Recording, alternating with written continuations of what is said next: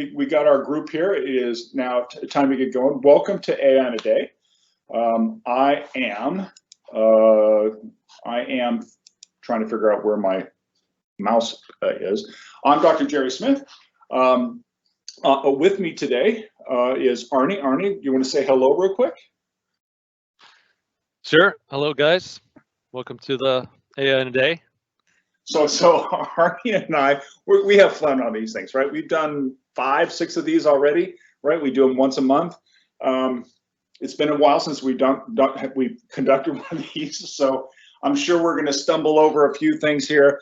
But as I say in life, if you're not having fun, or back there, do what you love, right? If you're not having fun, let's just stop all this stuff, right? So between Arnie and I, we're going to have some fun today and walk you through what we think are some interesting ways to look at AI. And I truly hope at the end of this conversation that your world is moved a little bit, right? And my one phrase that I talk to folks about a lot is our goal, all of us on this call, all of us on this WebEx, our goal is to change the world, not just observe it. And the tools that we're going to go over today are really designed to help you change the world, right? Either change your life, change your family, change your community, change your company, change a problem you're going after. And you'll hear stories from us throughout the day, but it really is about changing tomorrow, not observing it. You'll understand why that's an important phrase as we move forward. Okay, let's see if I can do this wrong way. All right, so to start, we're going to do a couple things. Here's our agenda. We're going to get the labs going, set up. Arnie's going to walk you through that process, right? That's going to take a little time. Okay, quick thing here. You don't have to do the labs. We're gonna take a couple hours. We're gonna actually walk through an example or two, some labs, and then conclude with some discussion. If you want to do the labs, great. If you don't want to do the labs now, great. You're going to have an opportunity to have access to this material. You can do it later on. If you just want to sit there and listen, that's fine as well. At some point down the road, though, you really want to take your fingers off the email keyboard and put them on the tactical keyboard and just see how this stuff works. No matter if you're a manager or a technologist or an art student that just happened to randomly get stuck into this conference trying to figure out what they're doing here, you want to give this a try, because it's only when we are faced with the adversity of the challenge of adversity when it comes to learning do we actually learn, right? And this stuff is important to learn at. So we're going to set up the lab. I'm going to give you a quick perspective on AI. This is not a PowerPoint presentation day. The next 2 hours, you're going to see a handful of slides only to drive the conversation while things are cooking in the background for you guys. And then we're going to get into actual labs. So we're going to do a walkthrough on breast cancer. Arnie's going to just walk you through 15 minutes. We're going to go from zero to hero, from data to creating models in 15 minutes, and what that means using our fine needle aspiration example, and we'll talk about that. Then we're going to get into you actually doing some work in predicting student grades. I mean, how awesome is that, right? I mean, talk about change the world. We can actually figure out what's causal for that. We're going to then move into building an actual model within Microsoft Azure land, based on those causal characteristics. And then lastly, we're going to follow up with, what do you do with these models, right? And we're going to talk about optimization using deep, okay? And then we'll close out the day. All right, so the lab setup. So Arnie's going to take over here, but if you take a look at this material here, you're going to see that we're here today. There's a bit.ly link that you need to click on to move towards, and Madison's going to post this information, I think, in our chat area here. Just seeing here, 4 others invited, right? And then here's the activation code, right? And then Arnie's going to walk you through launching, the environmental details, grabbing username and password, all this wonderful stuff, right? He'll walk you through that next. So I'm going to turn it back over to Arnie. Once everything once the labs are up and running and everything's cooking in that, I'm going to come back and we'll start with a little bit on AI and a framework for our conversation day. All right, Arnie, over to you. All right. Gotta get this content on here. And I love seeing myself while you're doing work. There you go. All right. Everyone can see the screen. So when you get the link that Dr. Jerry will share with you guys. You will go to hit the bit.ly link that will take you to a registration site. You put in your name and contact information, and then the activation code. Then you hit the button to launch the lab, and this is your starting point. Microsoft has set up like this environment here with a VM and other stuff, but we're just going to focus on our the credentials here. So what we want to take is our username and password. So we're just going to copy that. Then we'll pop over to portal.azure.com. And this is, we'll jump over to our Azure environment. We're going to switch account. So for those who don't have account, that's not a big deal. You just log in and you put in your account. But those who have, you're going to have to, those who already have an account will have to switch to the new account.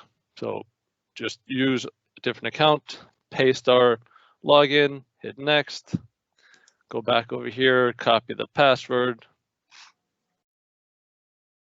and you're off to the races. So, well, that was pretty straightforward. Yep. Then the next step is to look at all the resources that we've set up for you guys. So now you have numerous services already preloaded and set up for you. So we don't have to waste time on going through that.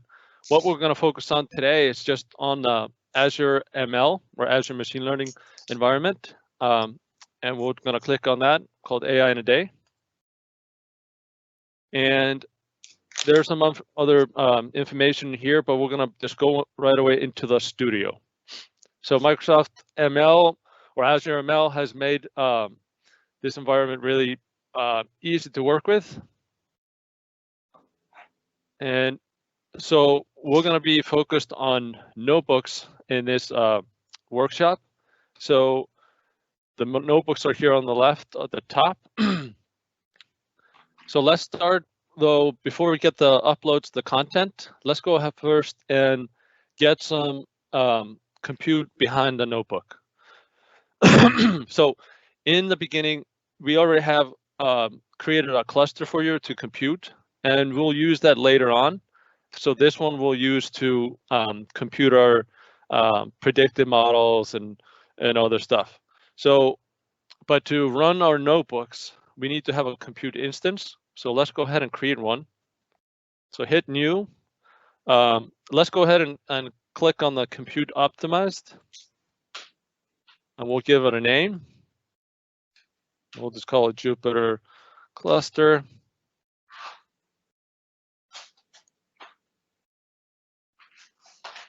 And while this is spinning up, we'll jump over to the notebooks again, and let's start uploading some files we need.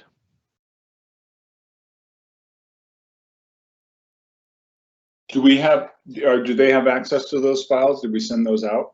Yep, I believe they were sent out either this morning or last night. So this is a zip file that they'll have access to that they can. Yep. So we're gonna upload 2 folders, the data sets.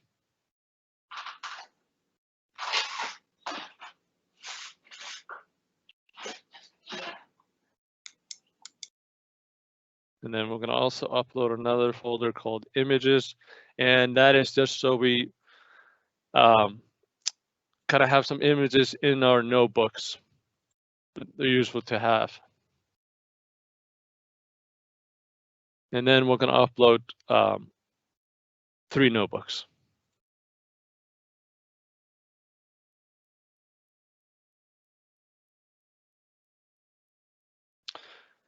So there we have it. Pretty straightforward. So let's check our status on the compute here. It is still creating it, so we can't compute, but at least we can go and we can at least take a look at it, see some of the content. So we can see that over here. But once the compute is ready, then we can switch to our Jupyter lab environment, and we can start working. While we're waiting on the cluster to set up, we can then jump back to Dr. Jerry's content, and we can talk about the next steps. Alrighty, so we've got the compute environments baking, waiting for us to come along. And this is my opportunity now to grab back to my presentation here, which is right here, and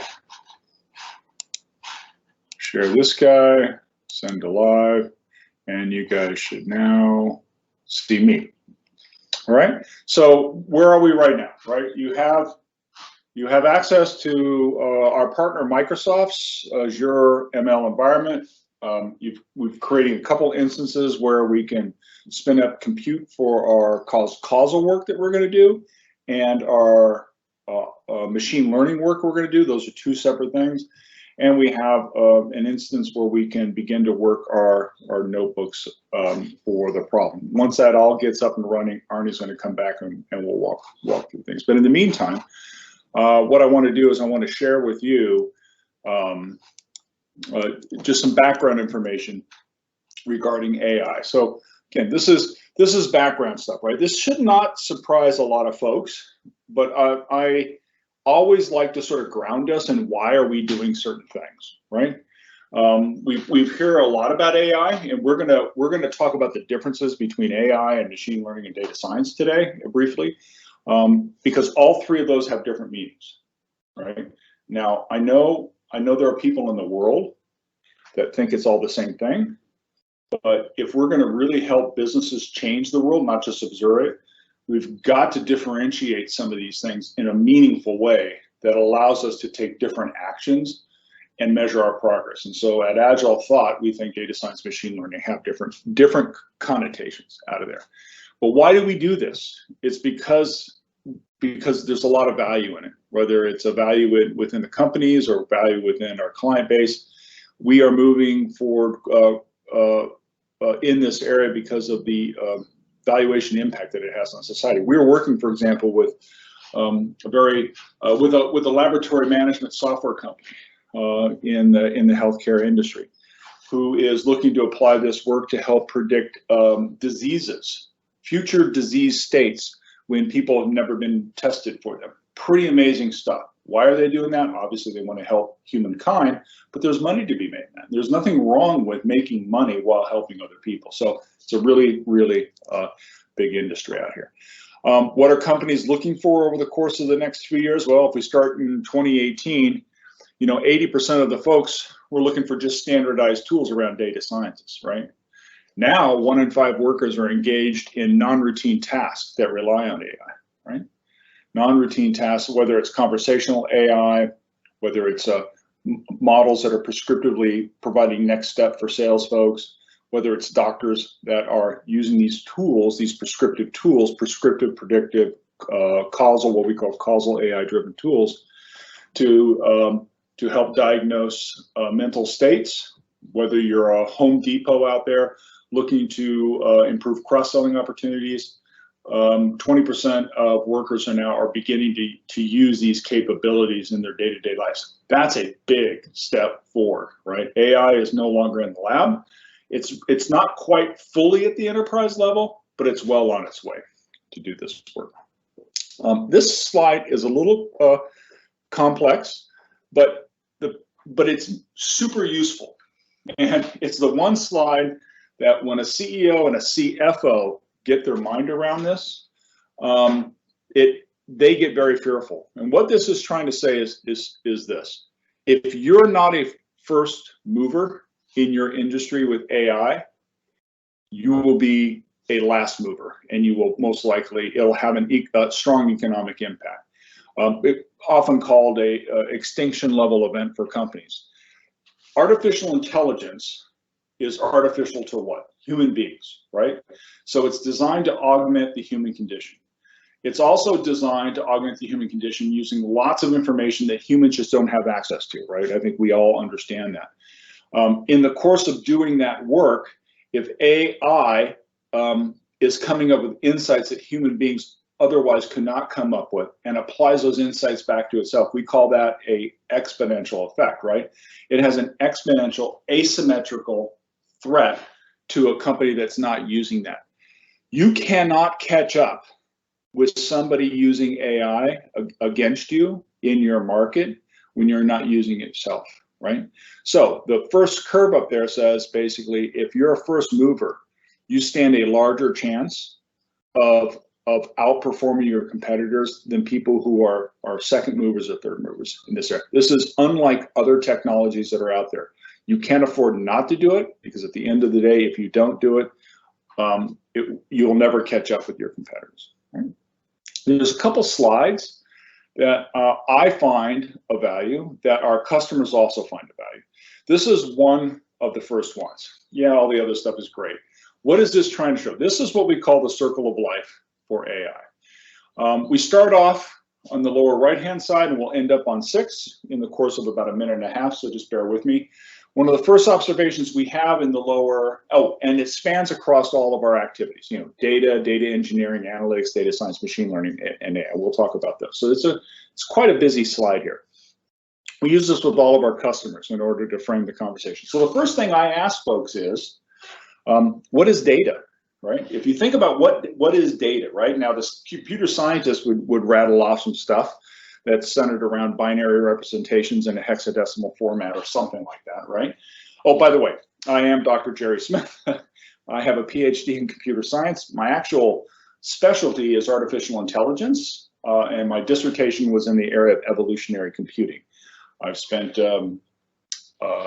more years than I care to admit in this field, running nuclear reactors on subs, flying jets off airplane, building sophisticated systems for commercial and our government entities in there, and I love what we do. You know, I'm a big believer in doing what you love back there.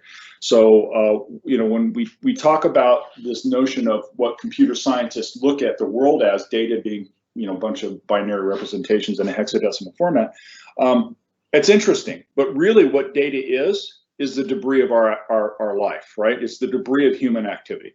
Right, data is created because of us and not in spite of us. Right, it doesn't just spontaneously emerge in some sort of database in an IT shop. It's generated because of some human activity that through a series of events was captured and either into a log format or a database format, a binary representation format, or something. It was captured. So that, I think, if you let that set in your brain for just a little bit, that should change your life, first of all.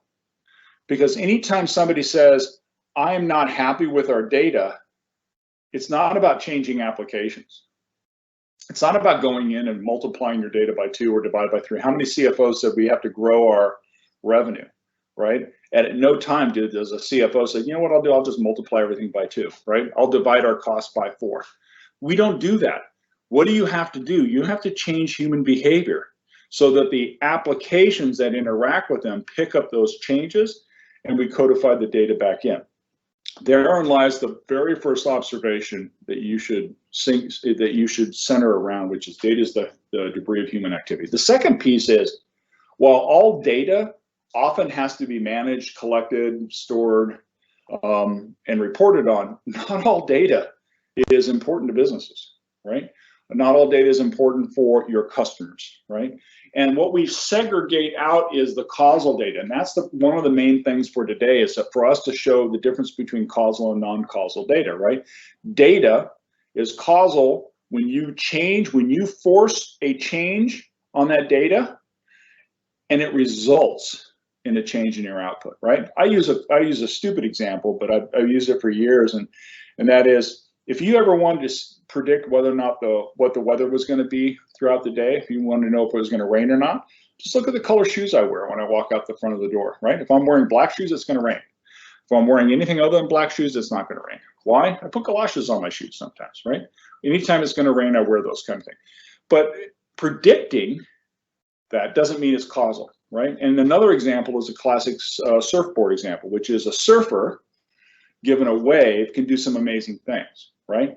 But he doesn't have a causal relationship with the wave. He can't cause the wave. He can just leverage it. So the very next thing we want to do is we want to segregate out our causal data, the variables that if we change cause and output, and the non-causal stuff that if we want to do a better job on reporting, we still need to track this. The next thing is this step 3. Step 3 is developing a digital surrogate. We've heard a lot about that over the course of the last couple of years. It's finally come into popularity. But what is a digital surrogate? It's a digital representation of the entity of interest. It's a digital salmon. You run a salmon farm. You want to be able to create better, fatter salmon in a short amount of time. It's a salmon. You have a customer out there that you're in the car sales business and you want to predict whether or not people will buy a particular model or not with a particular set of economic variables. It's a client. You're in healthcare and you're looking at Dr. Jerry's healthy situation. You want to predict whether or not they're going to get a disease in the future based upon some sort of standardized laboratory test on HL7 data.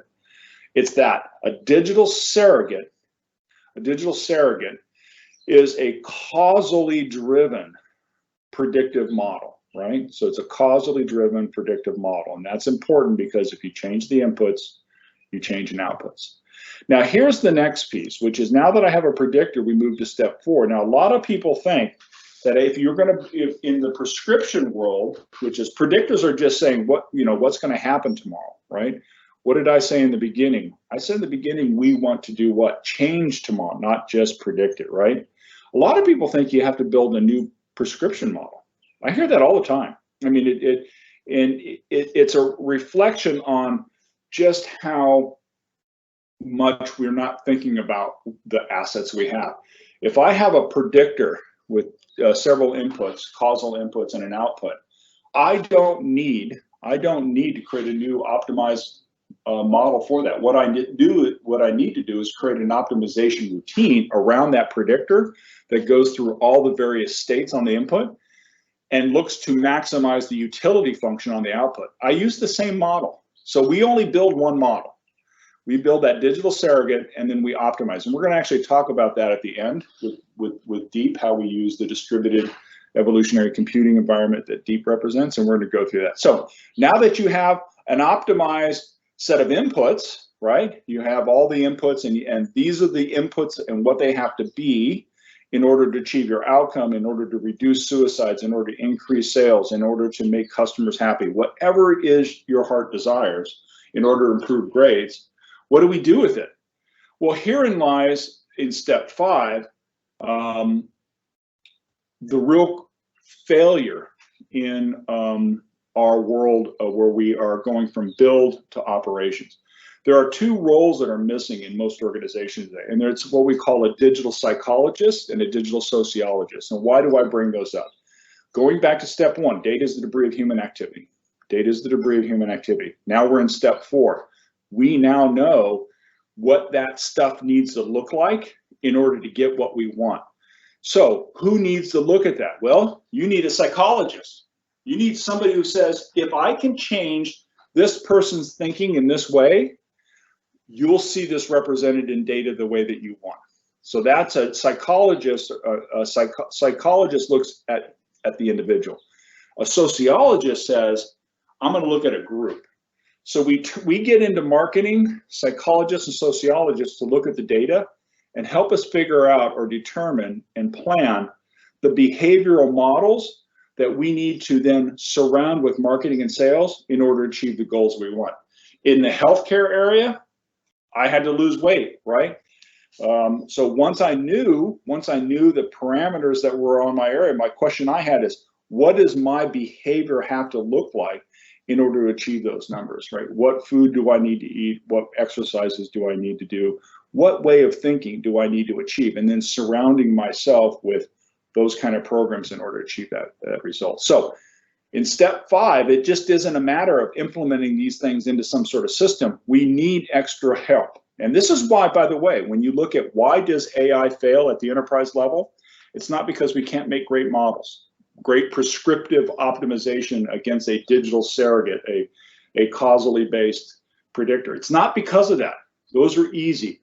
It's because we fail to bring to the table the other team members that help us translate those optimized inputs into human behaviors that we do what with now? We go out into the field and we apply them, and then we wait. What do we wait for? We wait for human beings to change, and then we wash, rinse, and repeat this cycle. Okay, it's a fundamental way of looking at things differently. And in this case, data science is the study of data, so we can develop patterns out of it through causality. Machine learning is the digital surrogates, and artificial intelligence in this concept is being able to identify, augment the human decision process with prescriptors, optimized digital surrogates that afford us an opportunity to change human behavior in here. Okay. I'm going to do a couple other pieces in here. This is the second diagram that I want to. Dr. Jerry, before we jump into that one, could we jump into my step? There's several people that missed out on the steps on the how to set it up. Go ahead. And I'd like to go sort them out, and then also install some libraries before. Yeah. Not a problem. Why don't you take it back, and we'll come back to the next piece right after this, and then we'll get into some real life work.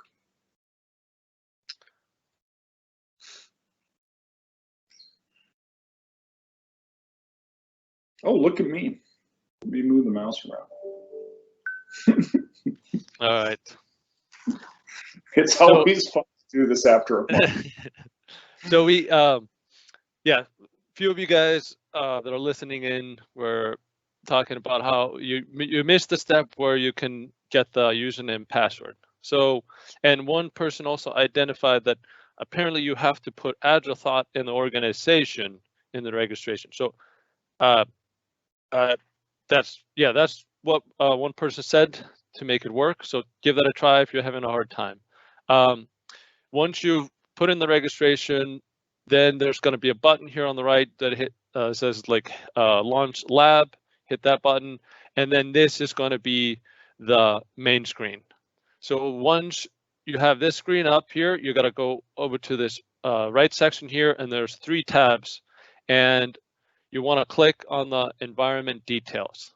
So once you're in here, you'll have all the Azure credentials and keys and values that we will need to do this. So these 2 are going to be the most essential ones. So you want to grab the username and password, then jump on to portal.azure.com and enter those in. And then later on, we'll need also some other information as well. But for now, so this should be the step you need to do, jump from lab guide over to the environment details and grab the username and password. So once we're here, then we go into our AI in a day, launch the studio, and then we had already created a cluster, a compute instance. So we have that now running. And let's go over to the labs. We need to install a few special libraries that we need. So let's go ahead and edit in Jupyter Lab.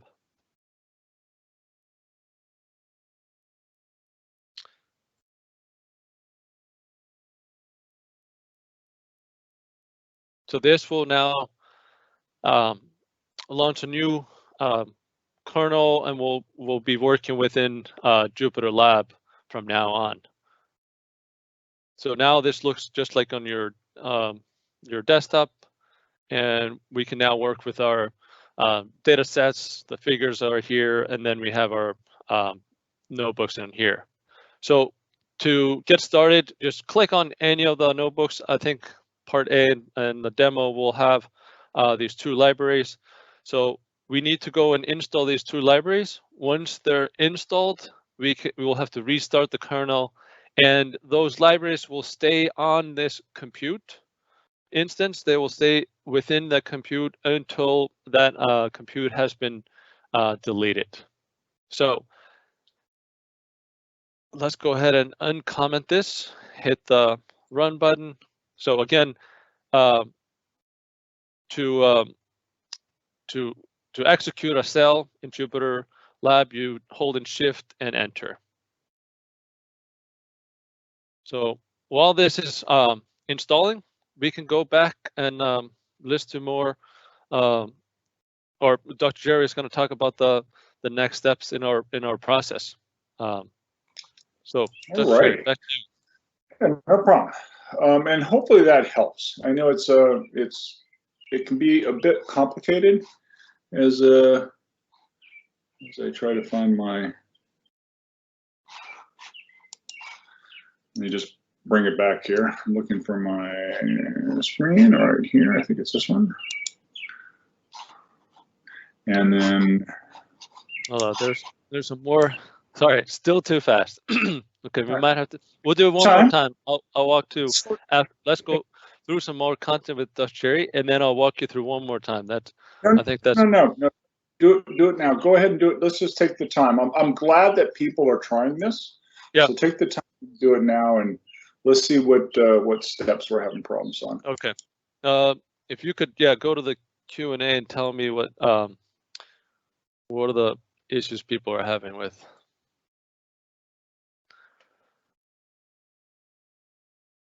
Okay. So, let's go back to in here. So we got. Real quick, Arnie. It says I'm on the Azure service page now, trying to find what opens the drop down for Jupyter Labs. Got it. And then the other one is at the same time. I don't know how you got there. I don't know what execute a cell means. Oh, that's a good one. Yeah. Okay. Sorry, I'm a product manager. No, don't be sorry you're a product manager. Be excited you're a product manager executive, right? So number one is we'll get back to where we get this services, and then Arnie will talk to you about what it means to execute a cell, because that's important. Yeah. Sorry, we're probably going way too fast because I don't know. We come into this work and try to do it as assuming people know Python and Jupyter and all this stuff, which is silly from our end to expect. So let's go back to how they open up the drop down for the Jupyter Lab stuff. Yeah. How do they? So we started by we went to compute. We installed a compute instance. So there's several computes. We need the compute instance to run the Jupyter notebooks. Jupyter notebooks are kind of, I would say, a modern way for data scientists and data engineers and other developers even to work with code in a, I guess, more modern way, in a kind of sequential way, and then also kind of in a notebook. You put your notes in there. You can turn your code and stuff quickly into an application. You can export it in a PDF. Yeah. A couple things. When I go to portal.azure, I'm not able to continue. Screen is different. Got it. So that's it. And then how to go from home to notebooks, right? So okay. So when you go to portal.azure.com, so let's go portal.azure.com, then in some cases, you might, if you've never been in Azure, you're gonna start here and you're gonna select an account. So you're gonna have to click on the account, and that's when you go back to the Cloud Labs and get your username and password. Then once you get through the main page, we're gonna be onto this page here, and it might look different than what we have. So we have to find all resources. That's the first step. So if this is kind of how it looks like once you've logged in, this is what you're looking for. It could be here, could be here. You can even just search for it, all services or resources, sorry. Then you click on that, and then we want to look for the AI in a day, the lab beaker. So this is our Azure ML, the experimentation lab where we do all our machine learning and AI work is going to be done within this environment here, or service. So you click on that one.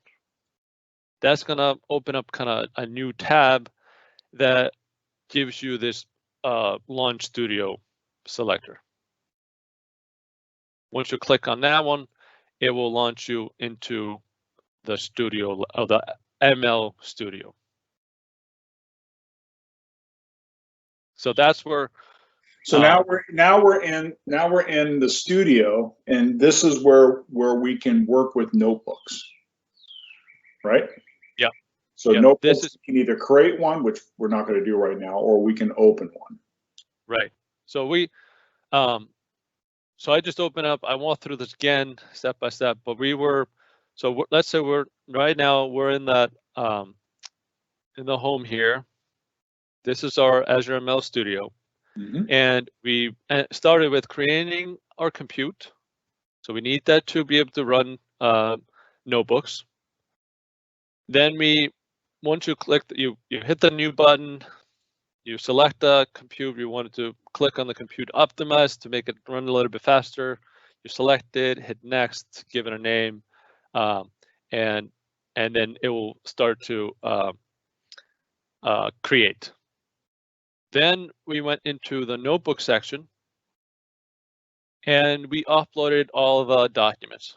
Upload is over here, kind of just like a browser. We just hit upload files and upload folder. We wanted to upload 2 folders, the data sets and the figures. And those are the things that we sent out in the email today, so that's available. Correct, yeah. So if we get to a spot where you feel a bit confused from today, this is what you can do on your own. You can go back and watch the presentation, sort of slow it down a little bit, because it's being recorded, and it will be, a link will be sent out and posted. You'll have the files, and you'll be able to access and do it offline in a pace that maybe is more amenable to your current skill sets. Yeah. So the notebooks are visible in this environment here, which is a Azure kind of notebook, but we can also select different notebooks environment. Microsoft is now pushing for the VS Code, and then there's the classic Jupyter notebooks, and then I prefer to work in the Jupyter Lab. So to launch a notebook, you just and just so there's a difference between notebooks and Jupyter Lab. Research that offline. There's capabilities between both. They both do, at the end of the day, they both do the same thing. They both allow you to type in scripts and execute them. And that goes to the next question. One of the questions is, what does it mean to execute a cell? So Arnie's going to show you what that means and actually how to do it, because it's not intuitive in this process. Right. Either one of those, you can execute scripts in. Exactly. So let's go hit the edit in Jupyter Lab. That will open up a new tab, and now this is how Jupyter Lab looks like. Whether you install Python and then Jupyter on your desktop, it's going to look exactly like this.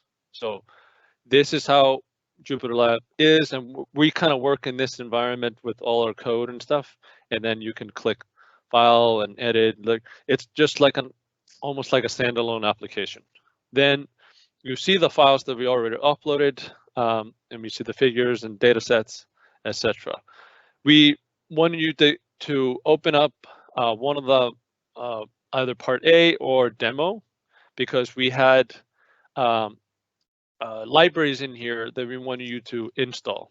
So just scroll down, and this is called a cell. So we have some text in here.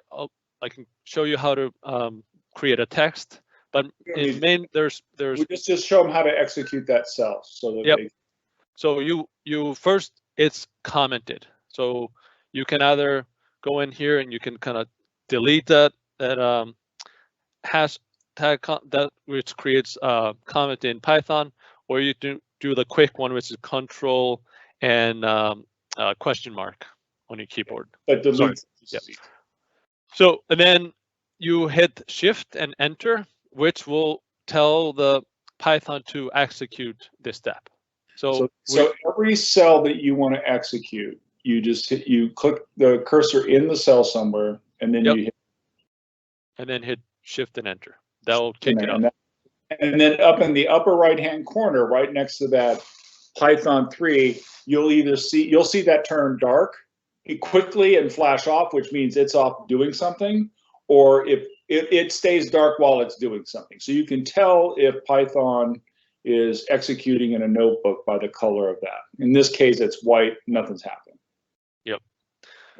So now that we have this installed, so we successfully installed Causal Next, and then we installed PyCharts. So we can go back and comment these out again. And then, because we don't want to install them over and over again every time. Yeah, actually. It doesn't hurt. It's just going to say, oh, you have this already installed. No big deal. But just for cleanliness, I'll comment them out so we won't confuse people.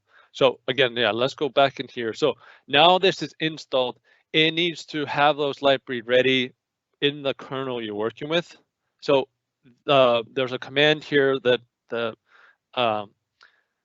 to go into the Linux version.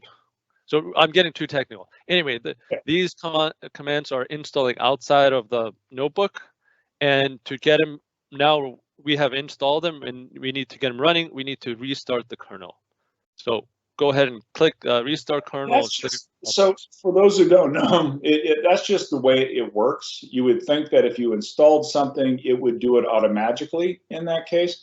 It's just the way it is today, right? So you install this stuff and then you got to tell the internal processor, hey, use this material that I just installed with you, right? So it'll go off. And that's all you're doing here is you're just restarting. This is like drinking from a fire hose if you've not been in this area. So I feel for you in this area here. But as you get involved, if you find this interesting, I'd encourage you to there's a couple books out there on how to use Jupyter Notebooks, which is pretty cool. Walks you through the process, install it on your own machine, play around with Jupyter Notebooks. And then, of course, there's also other training when it comes to things like Python and stuff like that as well. It takes the average college graduate, right? So across the board, art, science, technology, the average college graduate, a day to learn Jupyter Notebooks and a week to learn introductory Python. So it's not rocket science, right? But it does take some study time on your side and an open mind for this. So if you're still struggling a bit on this thing here, we're going to move on through this thing. It's it's all ready to go. So going back to you now. Yeah. So anyways, it's work, right? And we'll keep at it, and we'll move forward. Maybe somewhere down the road we'll do a notebooks in Python 101 for executives, just to because let me bring up my stuff here before I get off on my soapbox. All right, share. Go back here. Share this stuff.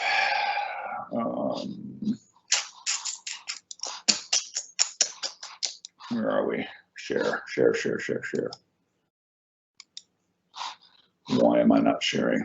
Where is my share screen? There we go. There we go. It's just taking me a time. There we go. Send live.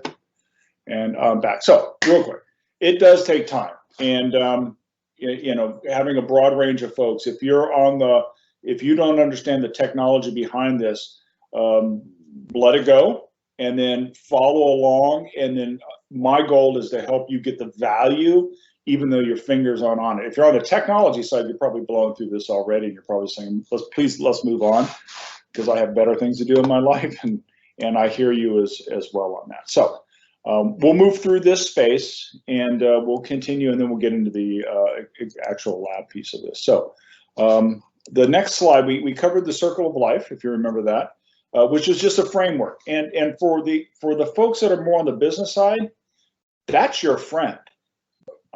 Real quick, just to give you some value here. This is your friend. When you talk to your development teams, you want to break down your activities.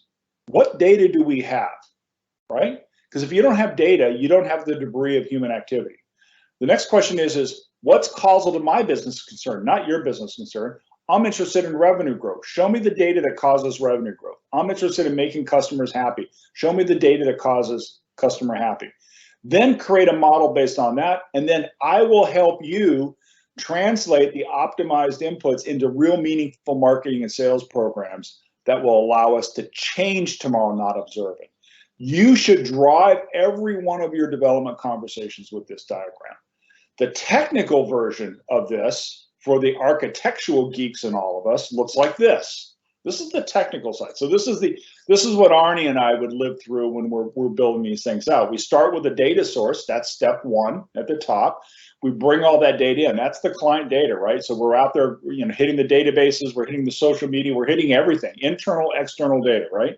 Through all that, we bring it in, we ELT it in, we extract it from those things, we transform it, and we load it into our system into what? An operational data store, right? So now we have all that data in a Hadoop format, in a relational format, doesn't really matter, but what we want to do next is causality. So we have to, this is a have to, transform that data that we bring in into what's called a unified machine learning record, right?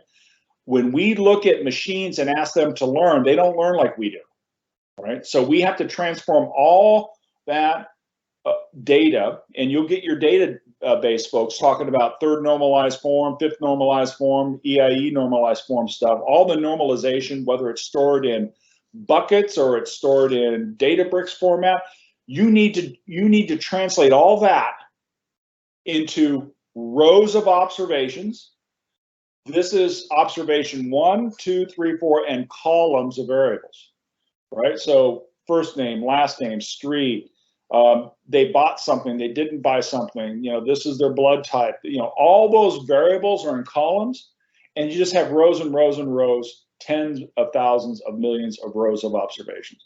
That's a machine learning record. And from that, machines can now start to learn based upon all that data that we brought in. That's an important kind of step.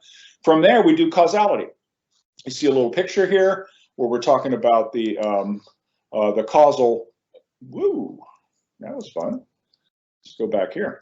You see a little picture here around causality, where we actually, which is the first step we're going to do, we figure out of all that data what is causal to your business concern, and then we create a causal model out of here. And then from there, once we have the causal model, we do, which we're going to do today, we build a digital surrogate. We then deploy that digital surrogate into some sort of containerized portion. So now that I have a model, what do you do with the model? Right? It's, if you build it, they won't come. You have to build a model and do something with it, right? It just doesn't run off and do it on its own. So we build it and we put it today in a Cupertino's, containerized Docker kind of format. It's just a self-contained entity that you can plug in to your environment. What do? Well, you plug it in, you create a microservice, right? You put a service in front of it. You can create a report on it, right? You can integrate it in with an app, or you can put a UI around it, make it a standalone application, right? In the case, I'm a healthcare kind of guy, right? So one of the first things we like to do is let's go generate lists of sick people, right? Let's go generate lists of actions that we can take with sick people. That's the easiest thing. We distribute it to doctors. I can also, if I'm in a call center and I have generated a model that allows me to do what? Predict people who's going to voluntary attrite, right? And I'm interested in reducing turnover, and I have this attrition model here. I can then flash, I can then create an application that allow me to identify which of my employees are going to try. What if I'm in a call center, I have customers calling in? With the data that's coming in, I can do red, yellow, green, right? Green is they're happy, they're not going to try. Red is, oh my goodness, if you hang up on them right now, this customer is going to leave us forever. We can do that work. And then, of course, the next thing is, what should I do in order to get red to yellow, yellow to green kind of stuff during the call? We can do that. And that's the purpose of this model here, this segmented presentation. This is your friend as well. And then all your models that you're developing, you go over here, you put them in your model library. That's the important part, right? We're creating assets for the organizations. The next thing we're doing here is this is a fun one. This has been a work in progress for 15, 20 years now. When people say, well, what's data scientists and what do you guys do, right? And it's a busy diagram, but if you bear with me, this will be your third favorite diagram, because this is what you'll sit down with your data science and machine learning AI folks on every project you do. And I'll show you an example on the next slide. On the far left-hand side, it's your data, your enterprise IT open source. What is data? Data is the debris of human activity. It's because of us, not in spite of us, so we get it from different sources. What is going from left to right? Well, these are capabilities. So we got to harvest data, we got to manage data, we got to do workflow around it. We got to do in this column right here, we got to do causal analysis. We feature extract, blah, blah, blah. There's a lot of capabilities. And I think there's 53 or 54 capabilities on this. The idea is you go left to right, data to insights. If you can connect your data through one or more of these blocks, you stand a chance of not failing at the insights. There may be no insights in your data, and that's an okay thing. Not all data has insights. Sometimes it's random. But by connecting the blocks in here, you're able to ensure that you're not missing anything. The second thing is the level of maturity. An entry-level person, a level 1, 2, 3, 4 data scientist in there. And then also, who's doing it? Is it a data scientist that's doing this, or a data engineer that's doing this? Is it a platform person managing, or a visualization, right?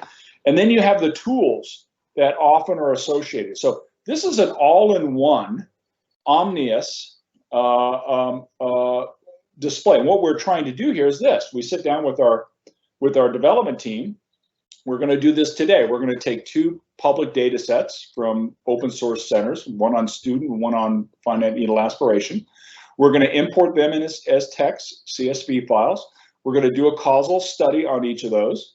We're going to do some descriptive and classifications analysis. We're going to create a machine learning model out of it, and then that's going to give us some insights. Later on, we can optimize it using genetics and a whole bunch of other things, but this is our basic path. And by sitting down and doing this with our development teams, our ML ops, our AI ops teams, with our data ops team, we enable all of us to get on the same page, right? We've done this for years. This is the one thing that the business side rips off and says, I get it. I now know that we need a couple data engineers, we need some data scientists on this sort of thing, and we need this source of data. They're happy, and they can just go down and do the checks in the block as they go through. And today, you've already been going through this. We're going to be using this environment, right? We're using Jupyter, we're using we're using Azure Machine Learning, and we're using CPUs. There's a bunch of other things we can use, whether it's GPUs or floating point. We can use a bunch of cognitive services here at the top. We're not going to get into that today, but there's a lot of frameworks that we have available to us. Matter of fact, one of the frameworks that we're going to talk about today isn't even on this, so I got to update it, and that's the DEEP framework, right? If you think about our partner, Azure, they have some great components. You're at this top level right now, right? You're working with the notebooks. You're going to see the drag and drop wizard a little bit later on once we get into the ML section. We're using data sets. We're doing some training experimental runs. We're doing compute clusters for our jobs, and all this is in the cloud. A lot of stuff is going on today, right, that we all have access to, thankful to Microsoft. Lastly, we're going to get into the designer, and this is kind of the fun spot. So, for the folks that are gun shy around running text in Jupyter, this is drag and drop, right? We're going to get into that. Arnie's going to show you how you can just drag and drop and create a machine learning. You're going to go, why do we need data scientists? Exactly, right? This is that step towards the creating the citizen data scientist that allows us to do certain things very well in this particular environment, right? All right, so now with that said, you got a handful of diagrams that I think are interesting that should help you think through the world. We're going to actually do a walkthrough, right? Arnie's going to quickly, 15 minutes at most, he's going to walk you through the complete process. And in that 15, and remember, this is 15 minutes. And what are we going to do?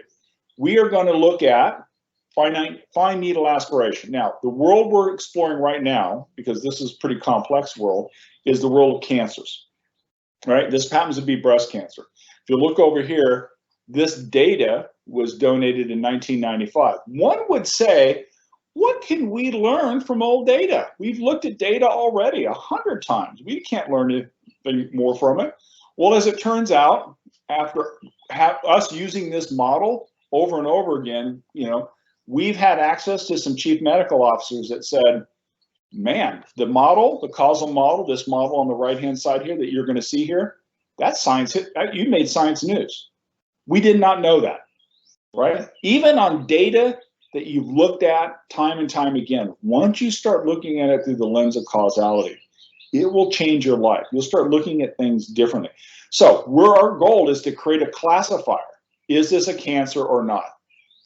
That work's been going on forever, right? What we're looking at now is what's causal in that cancer model. And that's the neat thing. So Arnie's going to take over now. He's going to walk you through this process. He's going to start with the data, show you how we import it, show you how we do the causal. We create this thing. We're going to create he's going to create a model. We're going to then walk in real quick to Microsoft Land and then create the predictor out of it. And then that'll give you sort of an end-to-end. And then we're going to jump in and do that together with the school stuff. So Arnie, back to you. All right. Thanks to Jerry. So yeah, let's go back to where we left off. So we had just recently restarted the kernel and cleared the outputs. Then we'll go here, and then we need to start by importing some of the libraries. So some of the libraries are already installed. We brought in 2 extra libraries that are unique to our causality analysis. We just go and do shift again, run it, shift and enter. You'll see it's working when it has this asterisk, and then you'll see again, like Jerry mentioned, the kernel is busy, so it's computing. So right now it's importing all those libraries that we need. The main ones that we're using is CausalNext, which is our causality library. And what's unique about, what maybe not unique to Python, but what's Python sets us out different is that there is a huge community of people developing libraries for everything, pretty much. So kind of like how, yeah, it should be there's a Python library for it, like just like Apple commercials. There's an app for that. So we start by doing some settings here. So these are just simple settings. Normally, the columns that show up in our tables and the data, they're pretty small. So I want just to expand it and put it, I don't know, 60 columns. Show me 60 columns. Otherwise, it will collapse them. Then we need to load up some libraries or load the JavaScript for our graphing tool. And then I'm going to declare an empty data frame. And just a data frame is just a container to store data in. That's all we're doing now. Yep. And you will see how it looks like now. So we're going to take a look at our breast cancer data here. So this is the data we're looking at, and this is what we call a data frame. So, and by the way, this data comes right off of UCI, right? Right. Here's another thing to think about, right? And this is mostly for the data scientists on the call, which is how many times have we used the excuse, I don't have any data, I can't do a project, right? I got to get data.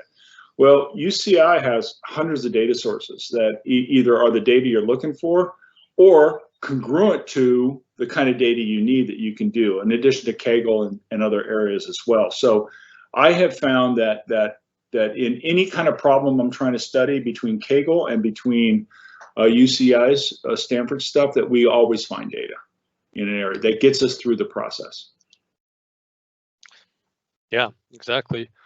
Yeah, use those resources that are available to us. There's a ton of data out there. A little bit about the data set. It just, this ID column is a unique identifier for each sample. So we have, at a row level, you have a patient. So these are the samples that a person comes in for a lab. They collect tissue from the tumor, and then that tissue gets sent to a lab, and then these are the each sample, so each patient and their lab results. They will measure the tumor tissue, and they'll measure some radius mean and so forth. So these are their measurements, and then this is the diagnosis, malignant or benign. When we look at this data, the one thing that stands out is the ID column, because it has no causal or correlated value. It's just, I don't know, the order they came in, or who knows what this ID could be. So it's just an identifier for that person. It could be based on your insurance code. It could be based on that, just the software that they used at the lab. Who knows? So we want to remove this because this is not going to help us with our causality analysis. So we're going to select the column we want to remove. So that's the ID column. So let's go ahead and remove it. Then we need to, in almost all our processes when it comes to the tool we're working with now, the causal next, is that we need to turn categorical columns into numerical columns. Categorical is, yes, it's a category. It's usually not in a numeric format, so you need to convert it, and we'll just do a simple a binary conversion here. So 0 being benign, 1 being malignant. And that was the only column that we had to convert. Everything else was already in numerical format.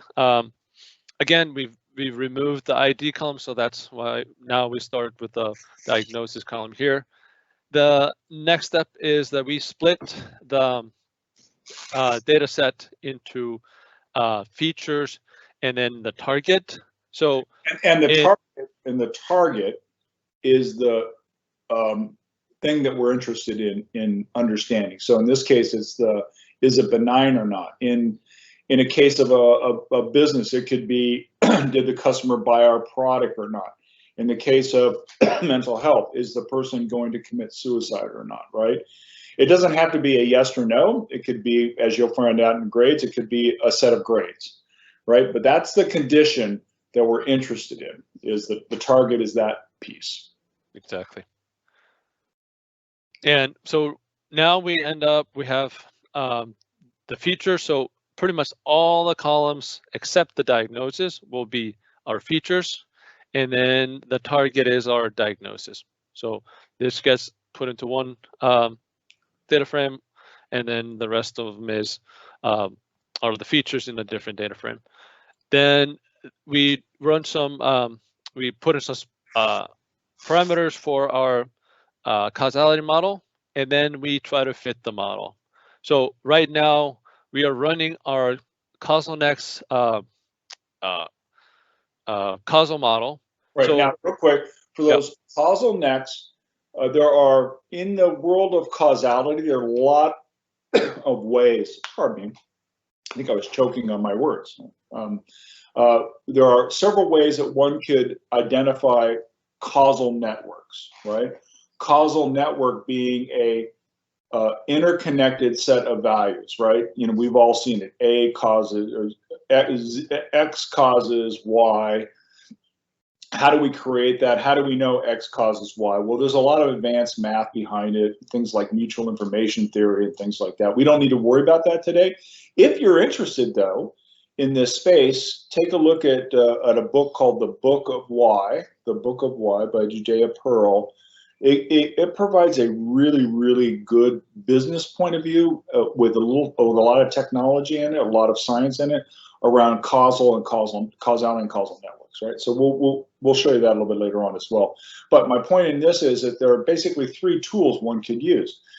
We often use a partner of ours, which is Compellon's platform. Today you're seeing Causal Next because it affords us some characteristics we won't go into today. And then, of course, you got tools like Bayesian Labs, right, which is a high-end product that does a lot of other things. Today, we're sort of in that mid-range area here and just taking a look at how do we create these informative graphs based upon all this information. And that's Causal Next.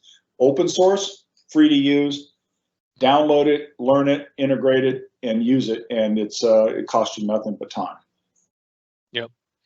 And at a high level, we split the at least the process of causal analysis is split in two. We got the finding the structural model as being the first step, and then the second piece is to create a conditional where we apply conditional probability on top of the structural model.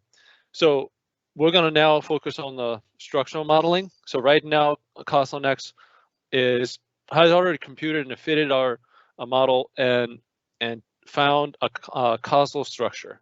So let's go take a look at the first plot.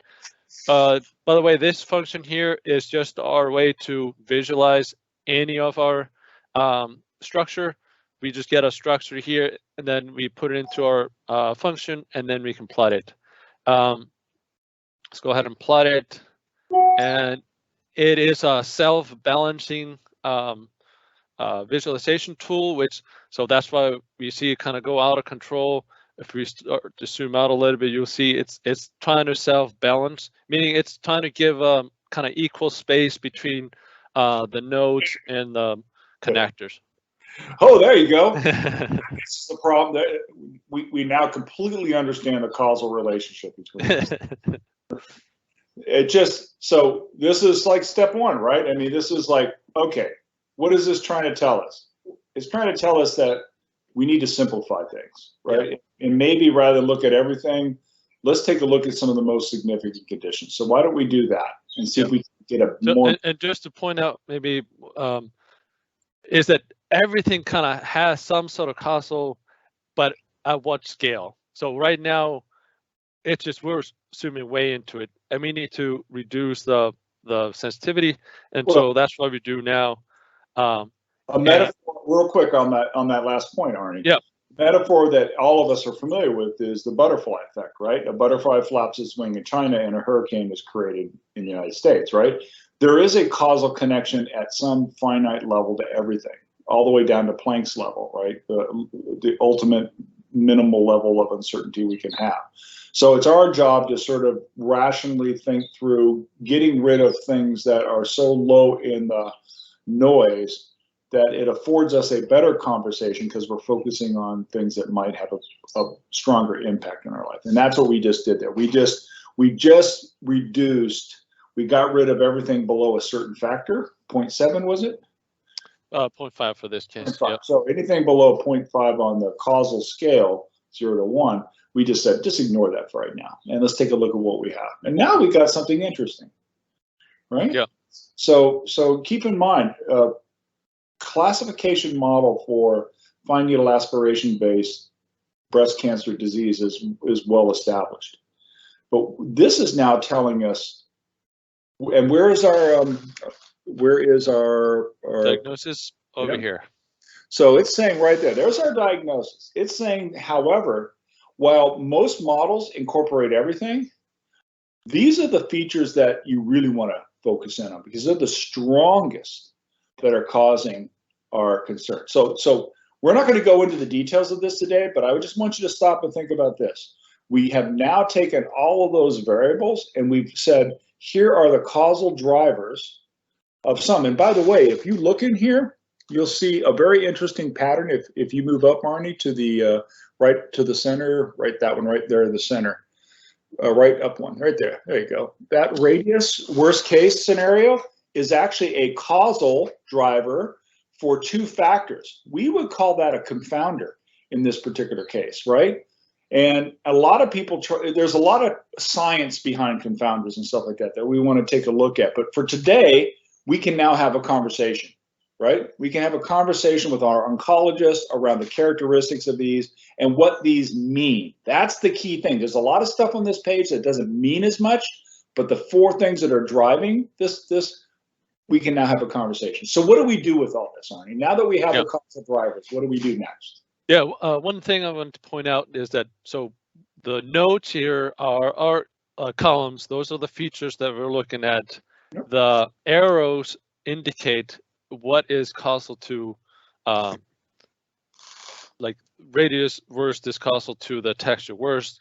And then the thickness of each connection describes the strength of the causal relationship. So you can see the the thinner ones are weaker, and then we have one here that is the parameter mean is highly causal to the compactness mean, for example. So just wanted to point that out. But so the next step is that we're looking at diagnosis, and we want to find out what are the direct causal features to diagnosis. So we're only going to focus on these 4 right now that are highlighted. And then but it is important that we understand the causal network to make a better causal model and have a better predictability. So we did step 1, we brought the data in, we did step 2, we have a causal, now we want to go off and build a digital surrogate based on those causal characteristics. Yeah. Real quick on the next step you can do with causality analysis. Before I build the predictive model, I want to show you can also apply conditional probability on top of this. So what I've put together is that we have the diagnosis here, and then we have those 4 features that we listed here. What we can do is we can apply conditional probability on top of it. So because we can't conditional probability on this calculating that is extremely difficult. Like it consumes a lot of computing power because you need to find probability between every value within each column amongst everything else. So you can imagine a continuous variable as multiple values, and it will be horrendous to compute that. So we try to simplify it, and in the most simplest way that we can do it for this example, we just turn into, this process called discretization, and then we take the features continuous variable and we convert it to a categorical, and we kind of put a level on it. So we put a level 1 through 5,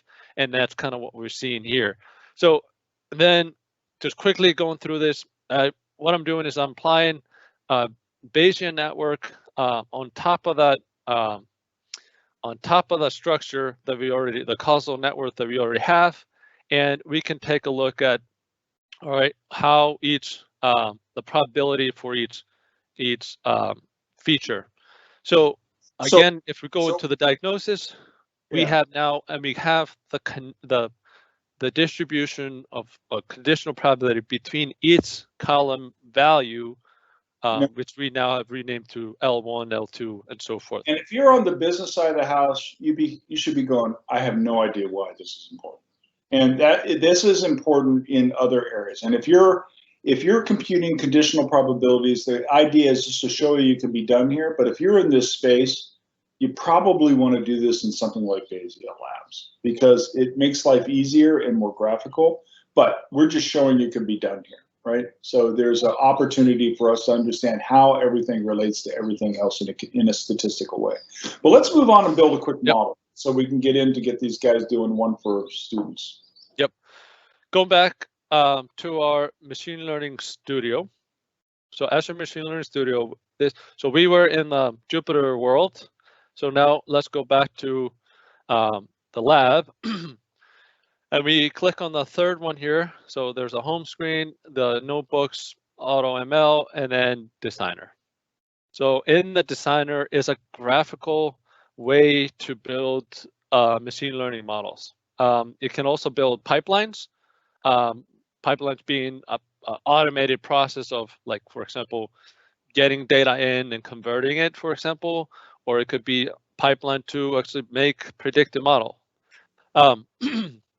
So here we have, so go back here. So when you first started from the scratch, we will have to select the compute target. We're going to select it here, hit save, and now we can start working. One thing though that I hadn't put in here, so let's go ahead and upload a data set. So go into a data store. And again, you're just showing this because we're not expecting them to do it. So we're just going to make this. Right. I'm just going to quickly throw in our data set that we had, the breast cancer one. So. Yep, and on the next example, they'll be able to do this themselves. Right. So we'll just put it into the default one. So don't pay attention too much to the details unless you want to learn it. So go into the data set. You got the breast cancer data set here, uploaded. It's trying to parse the data, get some information about it. We have headers in here, so all files have some headers. Yep, got the headers in there. Hit the next. This is all good. Trying to get the schema. This is all good. Created.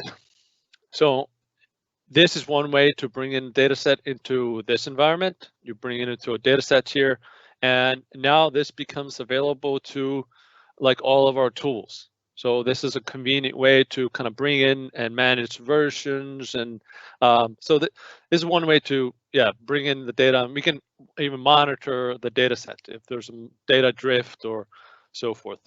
Going back to our data here, we selected the compute target. We're gonna bring in the data set. So here's our data set that we uploaded.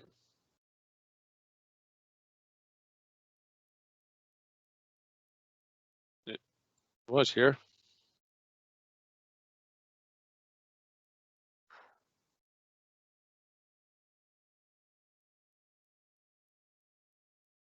Well, that's interesting. Well, that's new. Yeah. That never happened before. Let's see if we can get it to work, and if not, we'll move on to the actual exercise, and maybe it was in the import. Interesting. Always fun to do real thing. What's the error? Yeah. Invalid graph.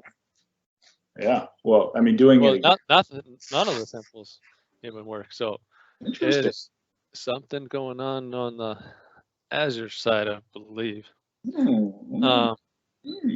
Try this one more time. If not, what do we? Okay, we got it in here. Use this. Okay. Let's try to. I don't know. For some reason, let's split data. Interesting. Well, let's see if we can. We can't bring anything in here.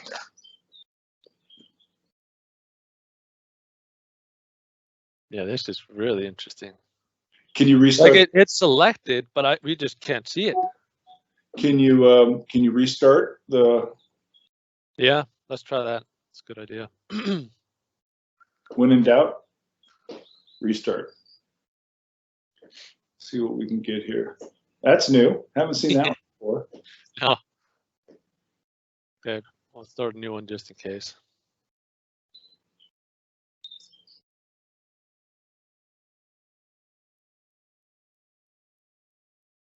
Okay.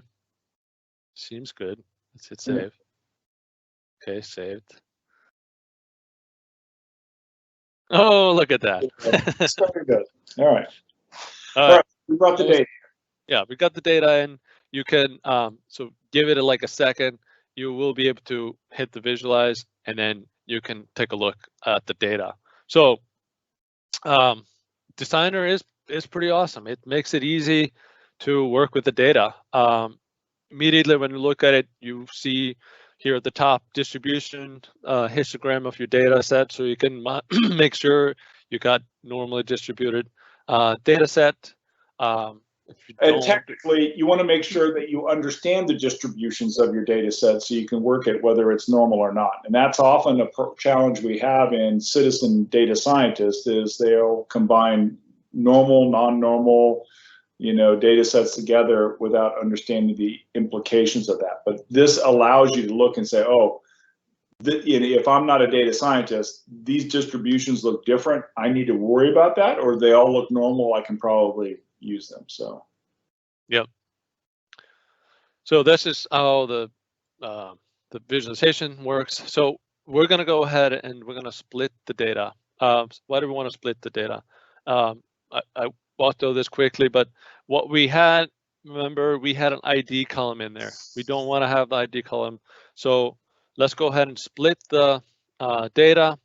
And also we want to work with a surrogate model. We want to build a surrogate model. What does that mean? It means we're gonna only work with a causal feature. Sorry, not the split. We're gonna select columns in the data set. So apologies here. Let me start over.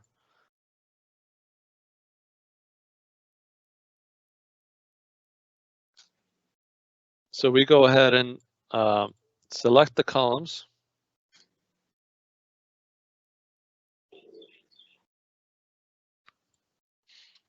And we're going to work with a diagnosis. What else do we have? We have radius standard error. We have area standard error. We have fractal dimension standard error. And we have texture worst. So we got the diagnosis, the target, and the causal features. Done. So now that we have that selected, we've shrunk the our data set from 32 columns down to 5 columns, one being the target, and then and so forth. The next step is that we want to split the data. So now we go to the split. So this is like a column selector, and then the split data is to work on the rows. And what we do is that we want to split our data into test and training. So to verify that we have, we can have a test set. We train on one part, and then we have a test set, because the model we build, we have to have some verification that we're not messing things up, we're not bringing in models, or we have data that is just, there's nothing there. So you want to make sure that you're not overfitting, meaning we can train the model so well on something and put in parameters that are just gonna be so well trained to the data that it's not real. Like it is just measuring, kind of finding the optimum model, but it's not a real model that will work for a data set that hasn't seen before. So we want to split into the training and test. So that's what we are doing now. The next step is to bring in the training of the model. How am I doing on time, Dr. Jerry? Doing good. Let's just let's blow through this, because again, it's just an example, and then we'll get into more of the descriptive stuff when we actually do the work. Yep. Just showing how straightforward it is to create a trained model based upon, graphically assembling. And by the way, you can script this thing out so you can have this start up in this way and have everything connected already. You don't need to do this from scratch every time, but it's fun to see how it works.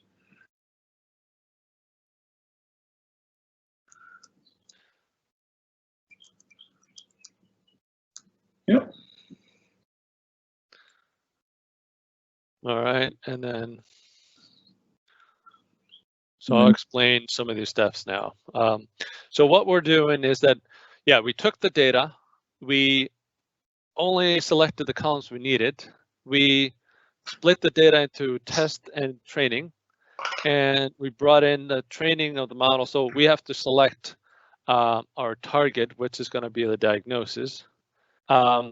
We select a classifier we want to do. So we're only going to find if it's malignant or benign. So we bring that in here. We now need to take the results and apply it to some data to get the results out. So get our probability and the classification score. So that's done with this. So we connect the model. So I brought in 2 here because I like to compare how well did we do on the training set, and compare that to how well we did on the test set. So that's why I'm bringing this both in here. So bring in the training part and then the test part, but bring the output from the trained model onto both sets. And then we can then drag it into this evaluate model where we are evaluating the results of both of them. So this kind of module here will create a graph. It will give us the confusion matrix results, and we'll go into those details later. But now, in essence, we've taken the data, we took the causal features that we got from the causal analysis, we split the data in test and training, and we built a surrogate model. So let's go ahead and submit this and start the experimentation. So what do we call it? We will call it causal predictor, for example.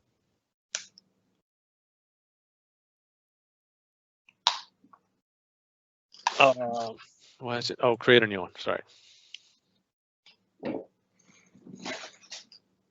Submit. So this will take probably several minutes. It's been kicked off. It'll take some time. In the meantime, while this is running, we'll send it back over to you, Jerry. Sure.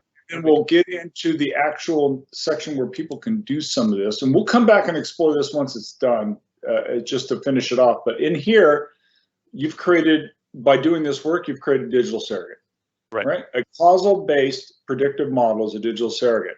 And then from here, we can do all sorts of wonderful things with it down the road, create microservices out of it, et cetera. We can set this thing out so people can submit the data on here, and we can provide predictions on whether something's malignant or not. But let's get into the next one, which is where it gives you an opportunity to do some work yourself.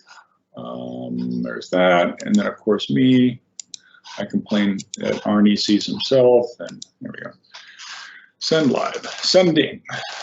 There I am. All right, so now we're going to move into your world. We'll spend a lot more time, not a lot more time, more time, discussing some of the implications of each of the sections. So what are we going to do now? Well, we are going to look at student performance, right? And that is, if you take a look at the data we're looking at, this was back in 2014. It has 33 attributes that go from, what is this data about? This study was about looking at the factors that influence the performance during your first, second, third semesters in school, right? I think it's relevant for everybody today. And there are some really interesting questions that one could begin to look at from a societal issue around what influences performance in school, right? Now, this data happens to be from South America. It's not US-based data, but it still has a lot of the same relevant factors. At least that's the null hypothesis. So if you take a start from the top, you'll see, what was the sex of the student? What was the age of the student? What school did they go to? Addresses, et cetera, et cetera. Some of the stuff in here, what was the mother's job? What was the mother's education? Father's job, father's education? Do they even have are they even causally related to the grade, which is at the bottom here, G1, G2, and G3, right? First grade, second grade, third grade. Oh, by the way, I would expect, as I look at this kind of data, you would think that your third semester grades were probably contingent on your second, right? You're not going to be a rock star in your third semester if you weren't doing well in your second or your first, and likewise is true. So keep that in mind as we look at the model. But we also look at things like family educational support. Was there educational support at the family? Were they doing extracurricular? So lots of really interesting data here, right? And if I'm a data scientist and I'm working in the higher education community, right? You're in the education community, grade, middle, higher education, and you're trying to help your provosts or your local school systems improve the overall results. This is the kind of data you can use to get the process worked out and then bring in their actual data into the process in order to work with the actions that we want to get. Because our goal is this. Our goal isn't just to predict G1, G2, G3. Our goal is to say, if a student's guardian has an impact on the G1, what does that mean from a societal perspective? Are there programs that our policymakers can set up that will help us achieve the state of guardian or family size or travel time that that will improve the student's goal? There are some areas that we're going to see that maybe we don't touch just because they should be off limits to policy from a society. But this is the data that we're going to work with. So Arnie's going to take over now, and we're going to go through this process. We're going to add a lot more color commentary as we go through, because our goal here is not only to have you try this, if you choose to try it, or show you this, but also use as an example of the kind of conversations that you want to have with your business partners as you're walking through the data. Because that's the most important thing, is what conversations are we having about this, and what things do we want to do and don't we want to do as a result of our modeling activity. So Arnie, if you want to take it back now, and we'll just start the process. All right. So we left off with, we were doing the demo, so we can just close that now. Let's go ahead and move over to our part A.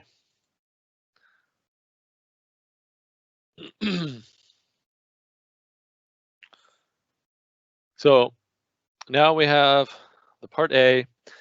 So you can also minimize this if you want to.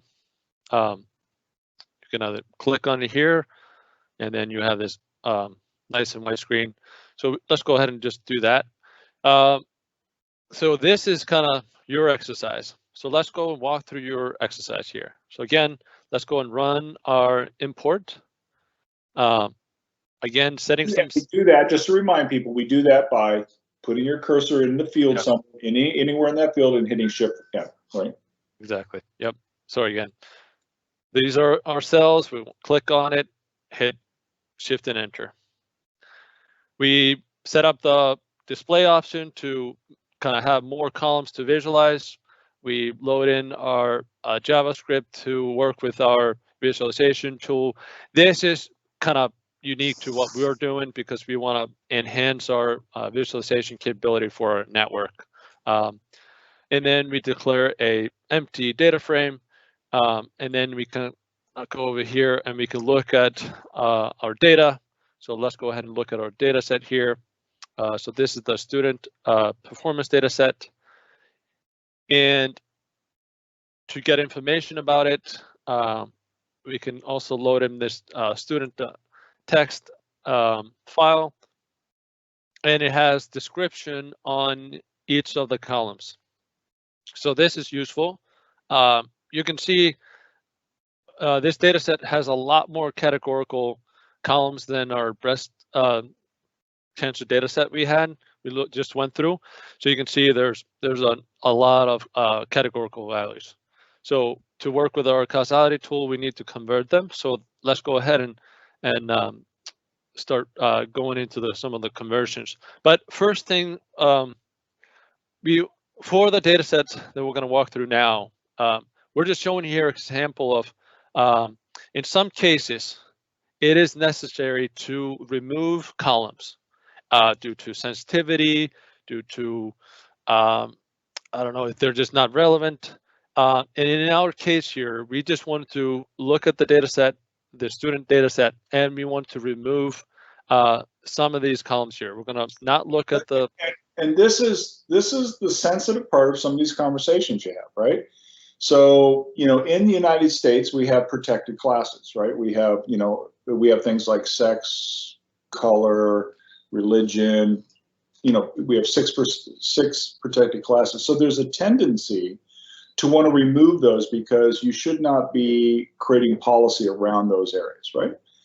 At the same time, it's useful to understand, is there a causal characteristics of those, right? If the religious status has an impact on the outcome of your grades, it's not that we're going to necessarily put religion into schools. I mean, we're not saying that, but it's important to understand what may be causing it and then ask the question, why is that happening and what does it mean, right? And that's why we include certain things in here. We don't do it because we plan on controlling them. We do it because we want to understand them and then have the conversations with the business community. And for our analysis here, we just kind of remove these columns out here because what we wanted to focus on a specific things that we that you will see later on in our causality model. So yeah, you'll see once we get the results out, you'll get a better feel for what the conversation we want to have. The next step is to do the pre-processing. So again, everything has to be in numerical format. So we have to convert our columns into numeric, all the categorical into numeric. So that was a simple step. Next step is to build the structural model. So really simple process here. Get from pandas, so pandas is our data frame library. So get this data here and build the structural model. This will take a second. I'm going to just start loading in. As soon as this is done, load in our plotter function, and then let's start getting the first plot here. This will take a good minute or so. But again, the steps that we do in causality is that we build the structure to have the causal relationship between each column. And on top of that, we can then apply conditional probability. Understanding the probability of between each value within each column is extremely useful. And that's one way to work with causality tools, is that we can actually change the outcome. For example, we want to predict maybe what are the students, what makes somebody have higher grades than others based on those causal features. Well, we could, if you know the conditional probability of all the values and the causal features, we can actually change. I want to increase the amount of students that make better grades. So we can increase that percentage and see what are the what values do we need to change, and by how much do we need to change those causal features. So as we start to getting results, we'll see and we'll have this conversation. And so that's one way to work with a causality model by itself. But what we have been kind of going through with the circle of life, what Dr. Jerry has been going through, is that not only can we use the causality model to do this, but we can also take the causal relationship, take those causal features, take it out and build it from using traditional machine learning predictor, and then build a predictive model only using those causal features. Then on top of that, we can build optimization on top of it to make the best model feasible. And for those who want an example of waiting for the compute to finish, up in the upper right-hand corner, you'll see that circle is solid gray, right? We're just waiting for that little guy there to crank through all this data, right? So nothing we can do to, well, I mean, I guess we could have spun up a quantum computer today, couldn't we? And maybe add a few more cores, speed it up, but it just takes a little bit of time to crunch through here, about a minute and 15 seconds in this space. So Arnie's, that last part's important, because the most important model that we get out, oh, here we go. All right, so we get the spaghetti code again. Look at that. Well, there you go. Going nuts trying to balance it out. Sci-fi film, right? Something in is trying to break out, morph into an alien being, and again, we got the entire world causal on itself. So, yeah. And I think everybody knows what we're going to do next, right? We have all these different relationships. We know that the butterfly effect, so we have to filter out stuff. So let's get rid of the least important. And voila. And where's our grades? Oh, there they are at the bottom, right? Yeah. And take a look at this. So look at, all right. Remember the first thing we said was, don't you think that G3, your third term grades, is probably driven by your second term or probably driven by your first term, right? So we see that. So you know what? I'm feeling pretty comfortable so far. I like that. It's meeting my expectations. Word of caution, never let your preconceptions about what the world looks like influence what the world acts like, what it really acts like, right? So if it didn't show up this way, It doesn't mean that our model's wrong. It may mean that our understanding is wrong. And that's what these things are designed to do. But in there, what do we see for G1? We see interesting stuff, right? We see this over on that guy. Higher. What was higher again? I'm back over here looking at higher is wants to take higher education. Right. Right. So we got that. What other things do we have in there? I'll read them off here. So we have study time. So wants to take higher education influences study time, and that does what? That actually influences your grade, right? So we got this really interesting area here, and the question is what influence does higher education, have on the overall? What are the other factors we have here? What are some of the other ones? The address, if you're rural or urban. If you come from a rural community or urban community, what was the next one? Family support, I think this is. Right. Extra educational school support. Did they have it or not? And then the last three are failures and school support. Right, we have that. And then P status. P status, parental status. Parental status. Where was P status again? I just wanted to read that off. P status. Why can I not see P status? Oh, it's P. Parents' cohabitation status. Now, that's interesting.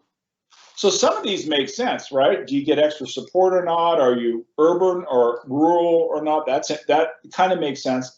But now you're sitting there going, uh-oh, Batman. I think we have a problem here. We're going to start talking about the parents' cohabitation status. Are they living together or not? That has an influence on a student's first-term grades. So this is where understanding what's driving it and then doing something with that data probably has a fork in the road, right? Because I don't think anybody would argue about going out there and saying, oh, we're going to drive more people to live together. That's not the point. But here is the point.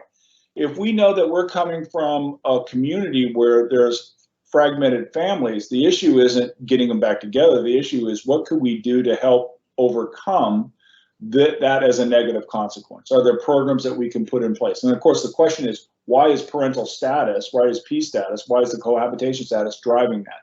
That could be its own study in and of itself. But this is great. Think about this. We can actually sit down with the educational school board and have a real conversation about what is driving our students' grades and their achievement levels within a community. And this is following the science, right? We've heard a lot about that over the last year, follow the science. This is science, okay? You can disagree with this, but that doesn't make your feelings about this any less important. It just means that we now have an ability to causally understand. So what do we want to do with this model now? Yeah, and one more point of the strength. And it's interesting that having the willingness of wanting to get a higher education seems to have the strongest causal relation to getting good grades.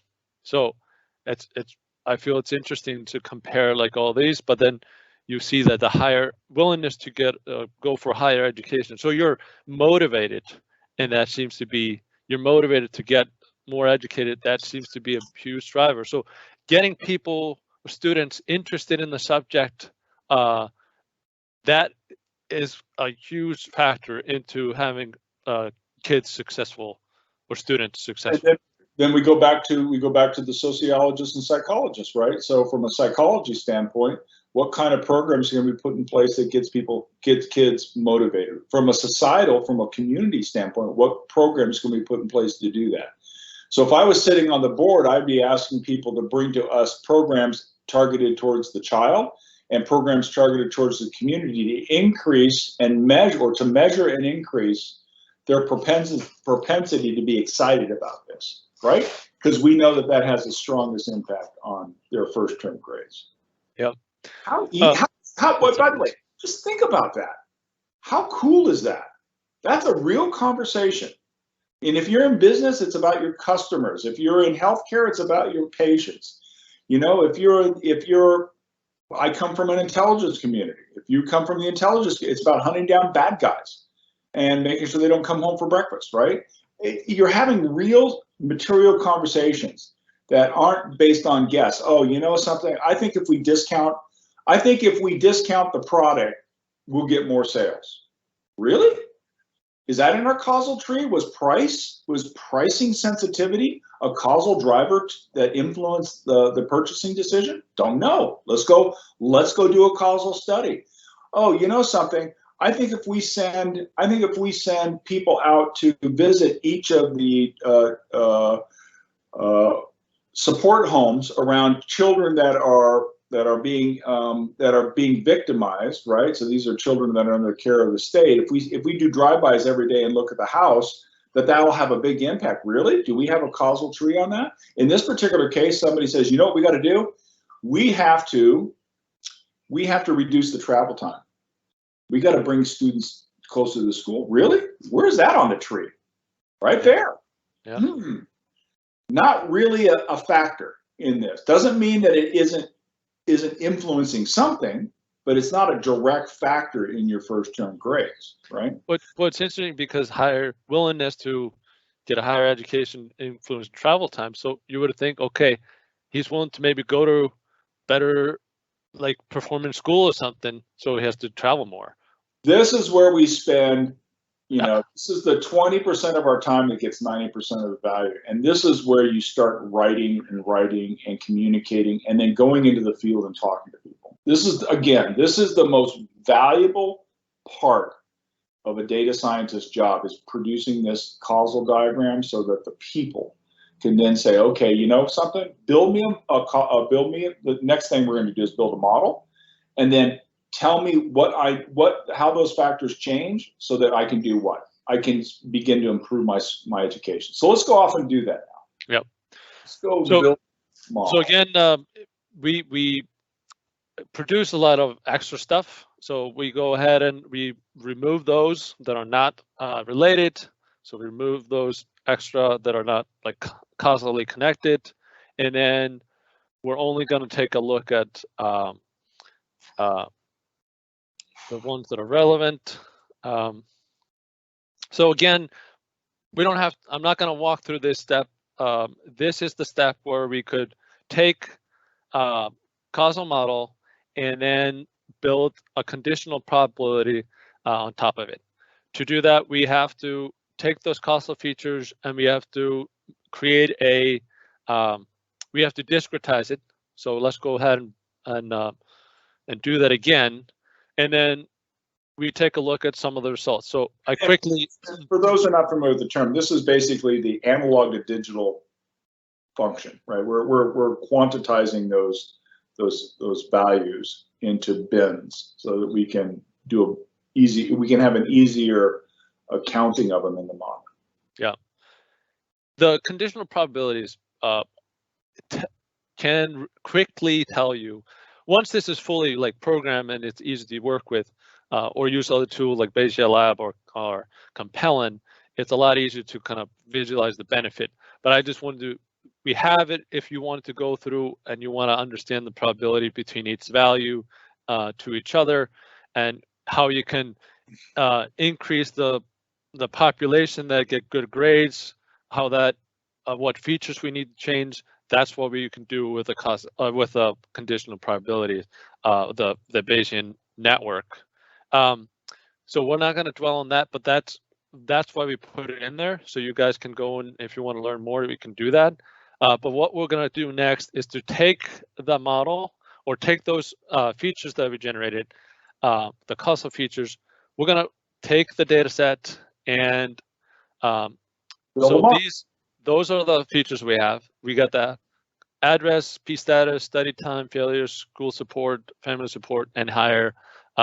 So this is where the educational system says, okay, we buy your causal model. Can you create a digital surrogate for us so that we can begin to create reports and then create prescriptions or actions that we can take? And so we're going to go off and build that model for them now. Now that they understand the causal chain, they say, yeah, it's pretty cool.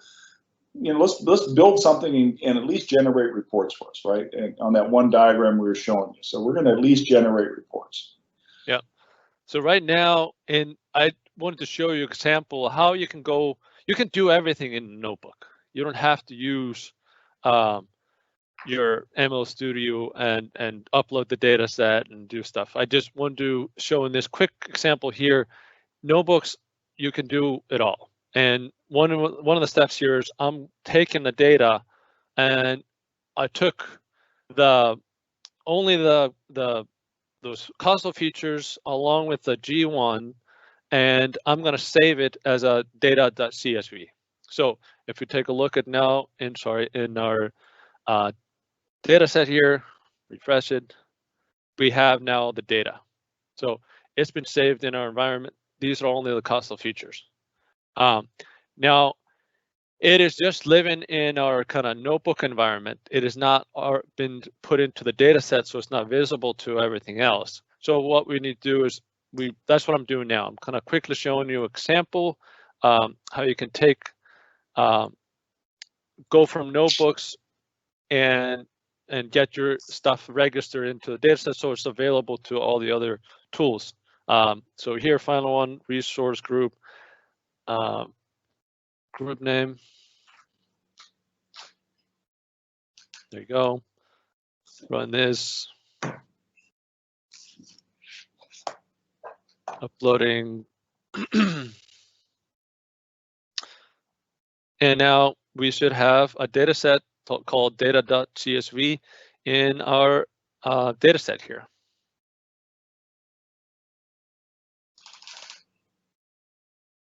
Or maybe we renamed the student performance. Yes, we named the student performance. So now we have that data set here and it's ready to work with. So let's go ahead and build a new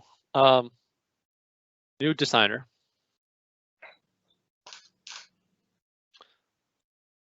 Again, let's go and connect the compute environments. So now you can see we have 4 now. So we got the one that we uploaded, and then the one that we grab using our notebook.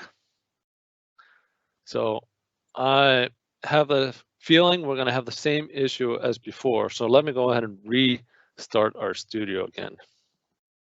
That is interesting.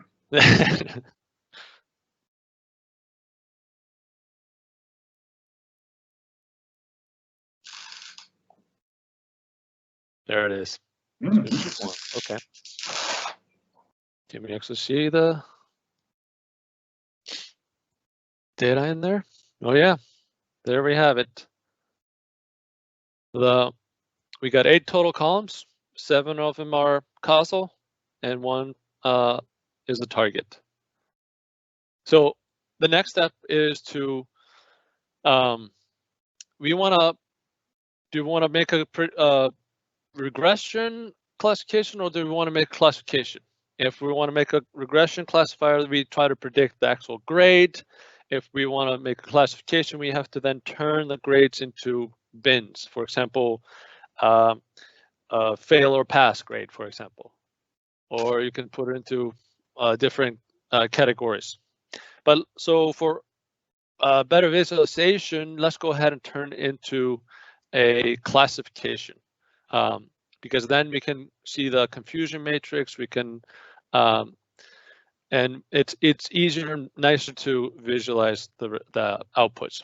So for this demonstration, let's go ahead and bin this.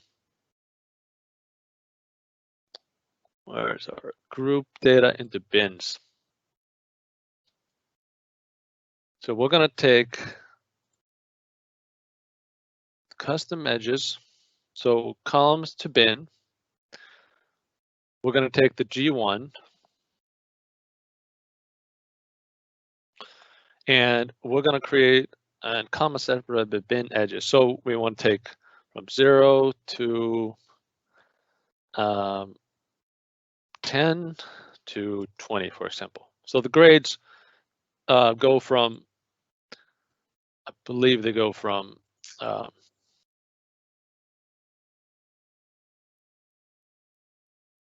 from minimum is 3 to 19. So I put it from 0 to 10 and then 11 till 20.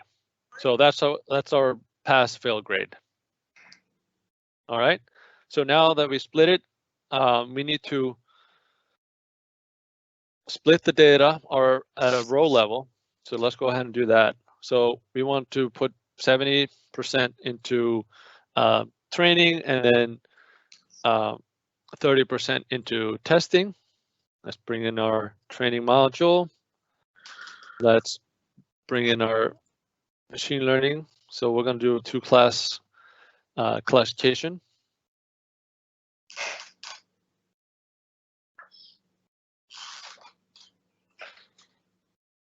And then let's go and score this.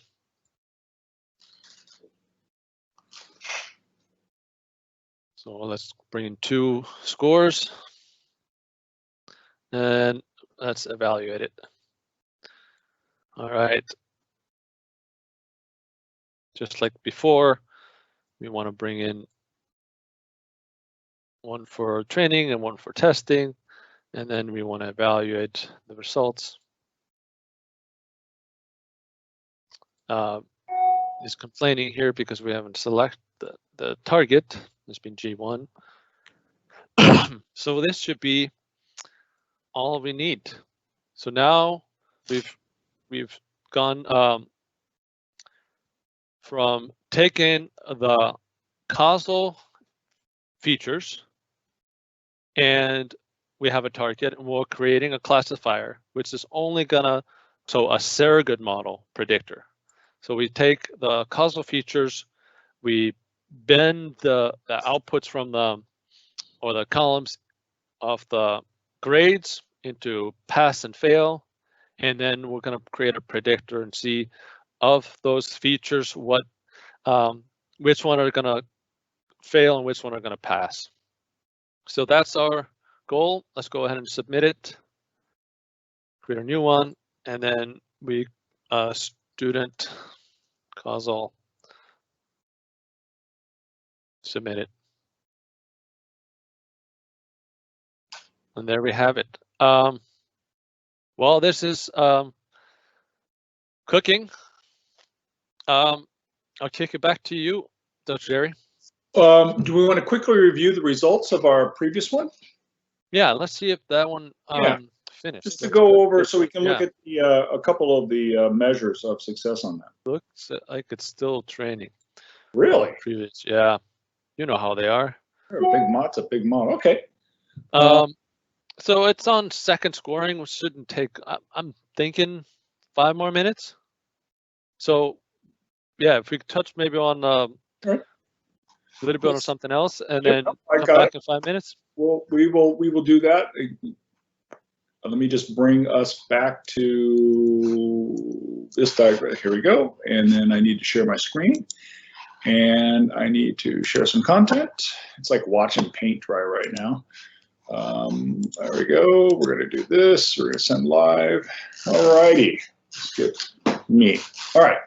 So here's where we are, right? I mean, we covered a lot of this, but let's just go through this process again and think about where we are. We have established a understanding. We took the data, the debris of human activity, we measured it. You know, we didn't talk about how we got the data through those studies and stuff, but we managed to wrangle the data up. We identified the first causal model that clearly shows the most important features that are affecting grade, that are affecting suicides, that are affecting customer retention, employee volunteer attrition, affecting revenue growth, affecting margin materiality, whatever it is, G1, we've now got the major influences in that area, and that we can now have conversations with people on. And these are variables that if we change the status of wants to take higher education, if we can get people to go from no to yes, then we increase the likelihood of them going to improving the grade. So the question then to our sociologists and psychologists that study higher education is, what kind of programs would do that? right? What kind of things can we do in the community? What kind of things can we do in the home? What kind of things can we do in the schools that will actually influence that? Because that's the most, and that's where our money should go out of these things. I don't mean to make this a policy decision on higher education, but that's the conversations we want to have in this space.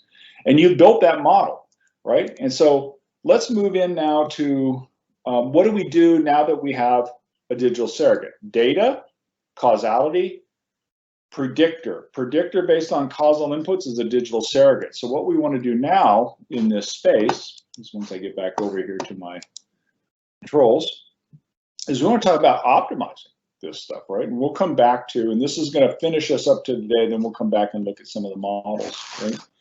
So this is an area that we don't cover in this workshop. We don't actually do the work needed. It can be fairly complicated, but we're going to talk about it because it's stuff that we have to do. So we did step one. We grabbed the data, debris of human activity. Again, I hit on certain things over and over again because if we can start using the concepts in our everyday life, working with either our business partners or as technologists, then we begin to behave in a way that we can change tomorrow, not just observe it. So data is the debris. What data do we have, right? The more the merrier at this stage, right? We don't have, our null hypothesis is that there is no causal model out there. So let's go grab all that wonderful data out there and do step two. We'll figure out now if there's a causal model, right? So all that data, we can pick any one of those columns and say, is any other data causal to that? There's a separate conversation, which we won't have today, but as your brain starts to work through this, if you're a CIO and your brain's like, well, let me get this straight. You can tell me what data is important or drives other data. I can use that to measure the intelligence of my data. So just think about that for a second. If revenue was the most important thing for a company and we did a causal study, we took all the company data and we said, is any of this data causal to revenue? And it came back and said, basically not. What does that tell us about the data that we're collecting in a company? It's stupid. We have to maintain it, probably for regulatory reasons, but there's nothing in there that's going to help our leadership team change the course of the company. It's dumb data. On the other hand, if we have a lot of data that is causal to that, that's awesome. All we now need to do is curate it and manage it. So that's an important measure we can do on behalf of CIOs is help that CIO understand what data is driving our business concern. That's why we're always asking, what are our top 3 business concerns? Supply chain effectiveness, uptime, customer revenue. So what data is driving those things? And then invest in that data or invest in getting new data to augment that to improve that causal model. So we do that. That's step 2. Then we built a model. We just did that. We have 2 models out there in compute land cranking away, building a predictor out of that, which is now a digital surrogate. And now we're at this step 4. So how do we do step 4, right? So as you saw, we have 2 kinds of evidence that we've looked at. We have the causal stuff, the address, P status, study time failures, school supplement, family support, and desire to do higher education. Those are inputs into our digital surrogate. We also have other factors that correlate to outcomes. We don't deal with it. We set them aside. Again, our goal, change tomorrow, not observe it. Correlation is about observing and not changing. And what's the output? We have G1, right? So and you can also have other factors in there. You can do a multi-factor optimization, right? You can not only influence G1, but let's just say we wanted to increase grades and do what? Minimize cost, right? So maximize grades, minimize cost. And how about maximize grades, minimize cost, and do it in a time frame that is short, right? So if those other factors were important to us, we'd have to find out if we've collected data on those and see if any of those things are causal, right? So we can include other factors. This isn't just a single factor optimization for multi. In this space, we're not going to do this, but in this space, there are several ways to do this. One of the best ways to do this is what we call evolutionary computation, right? Evolutionary algorithms. Think of genetic algorithms, for example. And what we're trying to do is we're trying to discover, we take the surface map on the far right-hand side, a multi-dimensional map where we have 1, 2, 3, 4, 5, 6, we have 7 dimensions. This is showing 2. We have 7 dimensions, and we're trying to find the tippy top red zone where G1 is maximized, right? Now, it's easy to do when you have 2 inputs and 1 output, right? If each input changed 2 ways, right? Let's just think of 0 to 1, right? How many different ways, how many different models would we have? Well, we would have 2 to the n, 2 to the 2, we'd have -1. We have 3 different models that we can work with.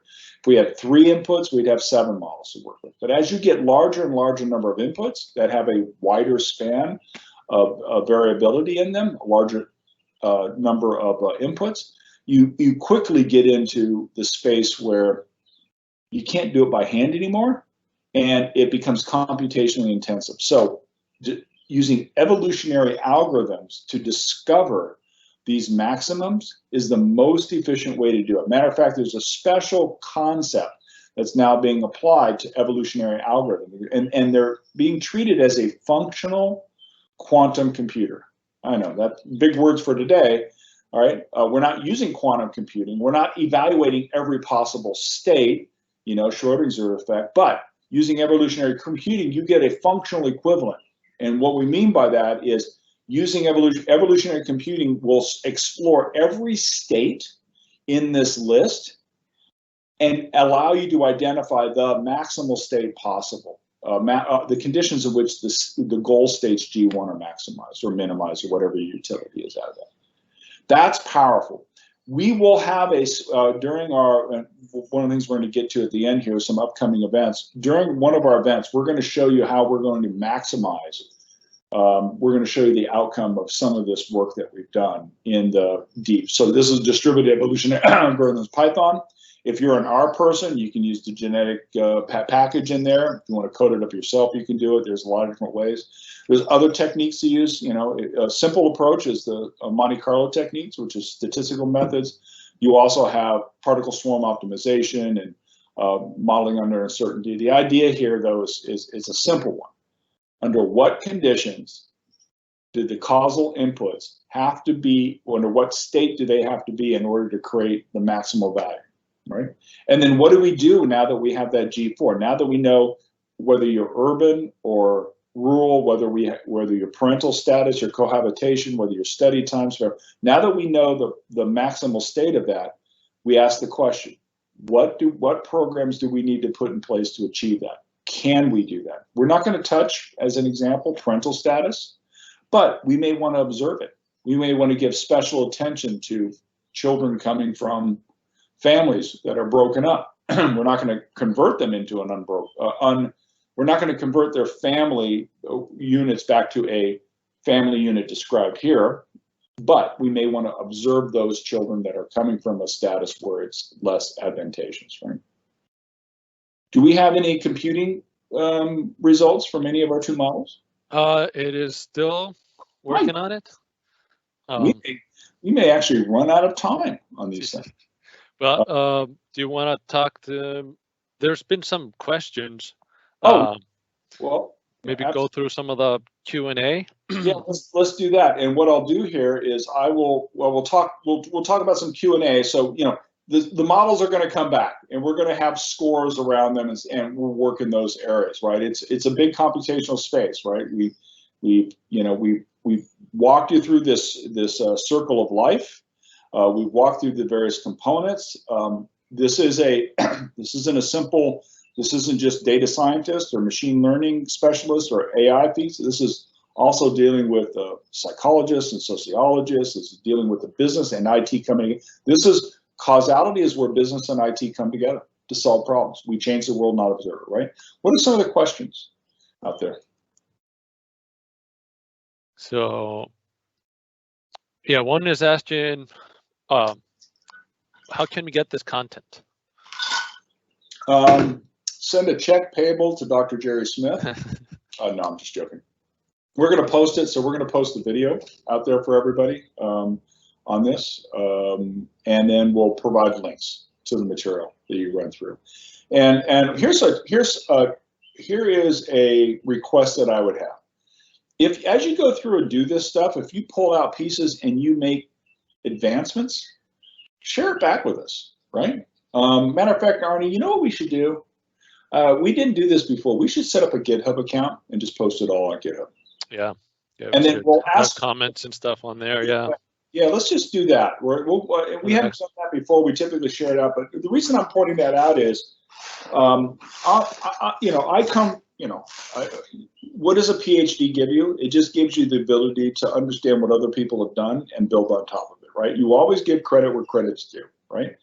We didn't get to where we are by me. We got to it because Arnie worked hard. We worked hard as a team. We leveraged the stuff that Causal Next has done. We studied the work that Judea Pearl, the Book of Why, has done, right? All this is, we're building on top of shoulders of giants, right? So I just ask you, as you work through here and you go, hey, here's a new way of looking at this, share it back with the community. Help us advance, because here's what my goal is: simple. I want to change the future, not observe it. And I want to be surrounded by people who want to take the fight to some enemy, whether it's disease, whether it's lack of revenue, whether it's people leaving a company when we shouldn't have let them leave, right? Involuntary attrition. Those are the challenges that I want to affect. And this process actually does it. I mentioned a customer we have. We have a customer that's in the lab management business. They do healthcare lab management. They're now able to predict some diseases with people who've never been tested for those diseases. Just think about that. If you can give a heads up to somebody that in the future the likelihood of them getting a disease is high and they've never been tested for it, how will that affect their lives? Pretty cool, I think. So that's where we want to go. So we'll create a GitHub account. We'll post that link out there. You can download the content. We'll get that all out to you. Right? And then please share back with the community. What else? Any other questions? Those are kind of the ones that are picked out.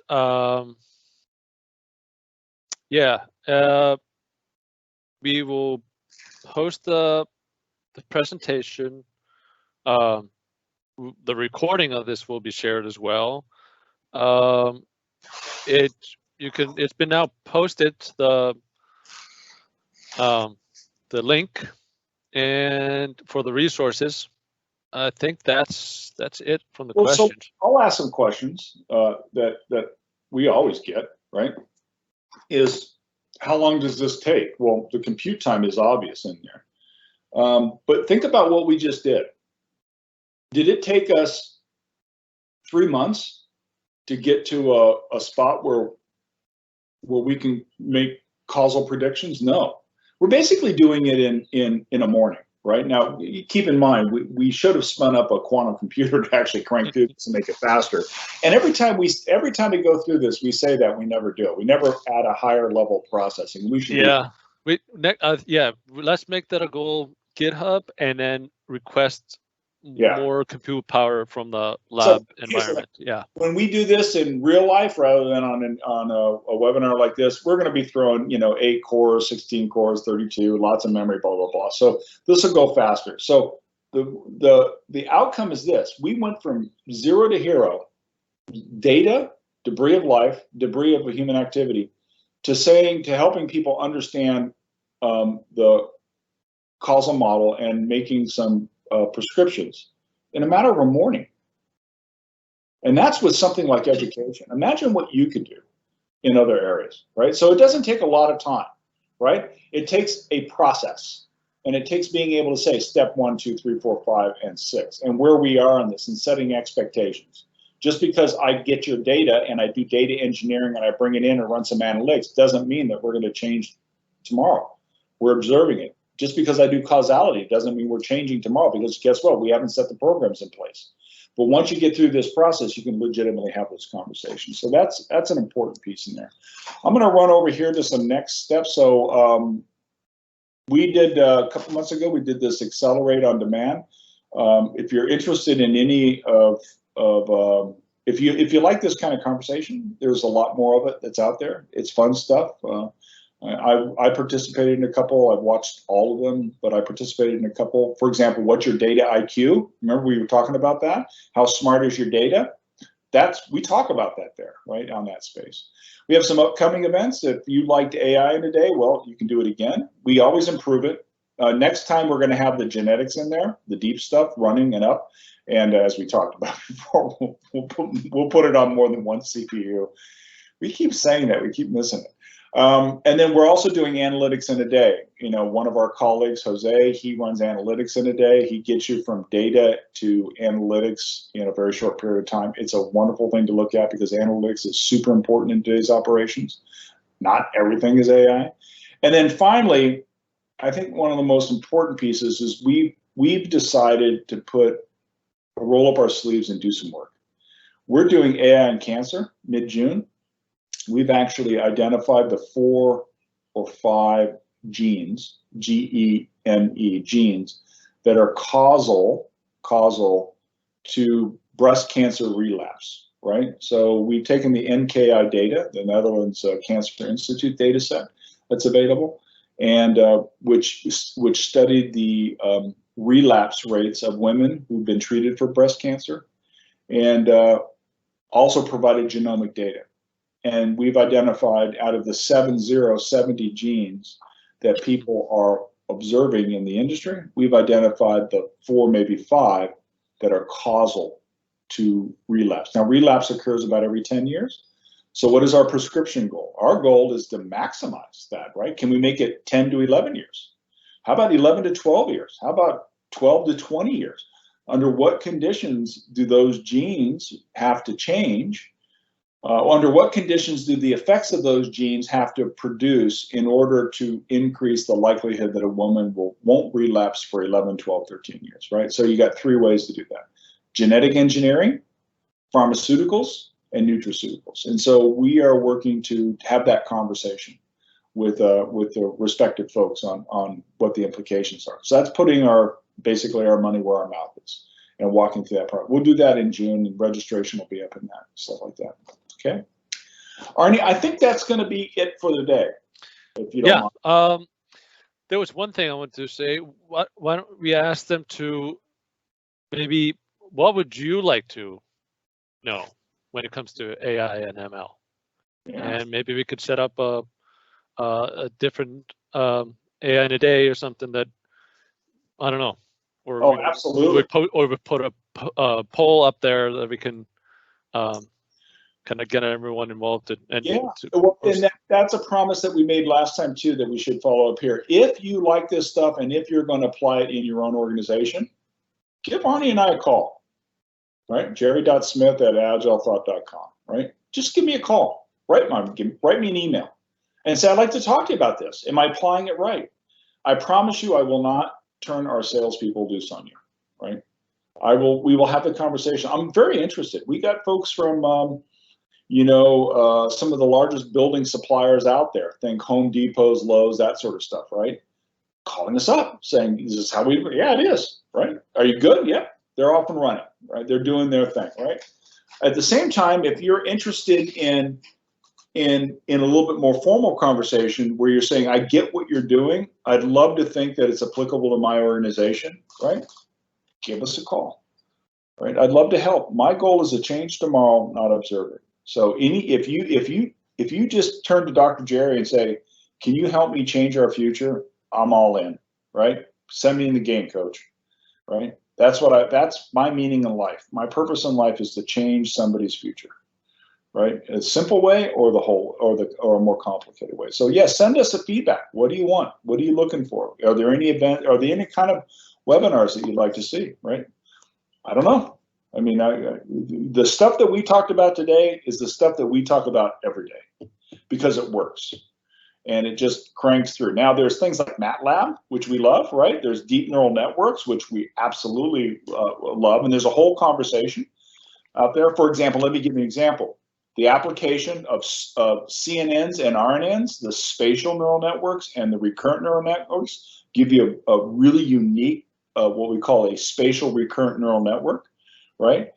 Which is a interesting way of understanding how structure is impacted by time. So you can solve some very unique problems that like for example, in preventative maintenance, that you can't solve with either one of those by themselves, right? So we can talk about those things, but you got to let us know what you're interested in that space. Anything else, Arnie? Do you want to take a look at? I'm pretty sure it's like any moment now the results. So well, we'll let that be an exercise for the type A plus personalities. When they get data and when they run it, if they come back, we can come back and talk to us, and we'll talk about the results. But they're there. You have the models now. We can move forward with them. Right?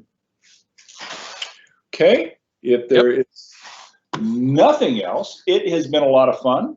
I always enjoy these things as much as we do them a lot.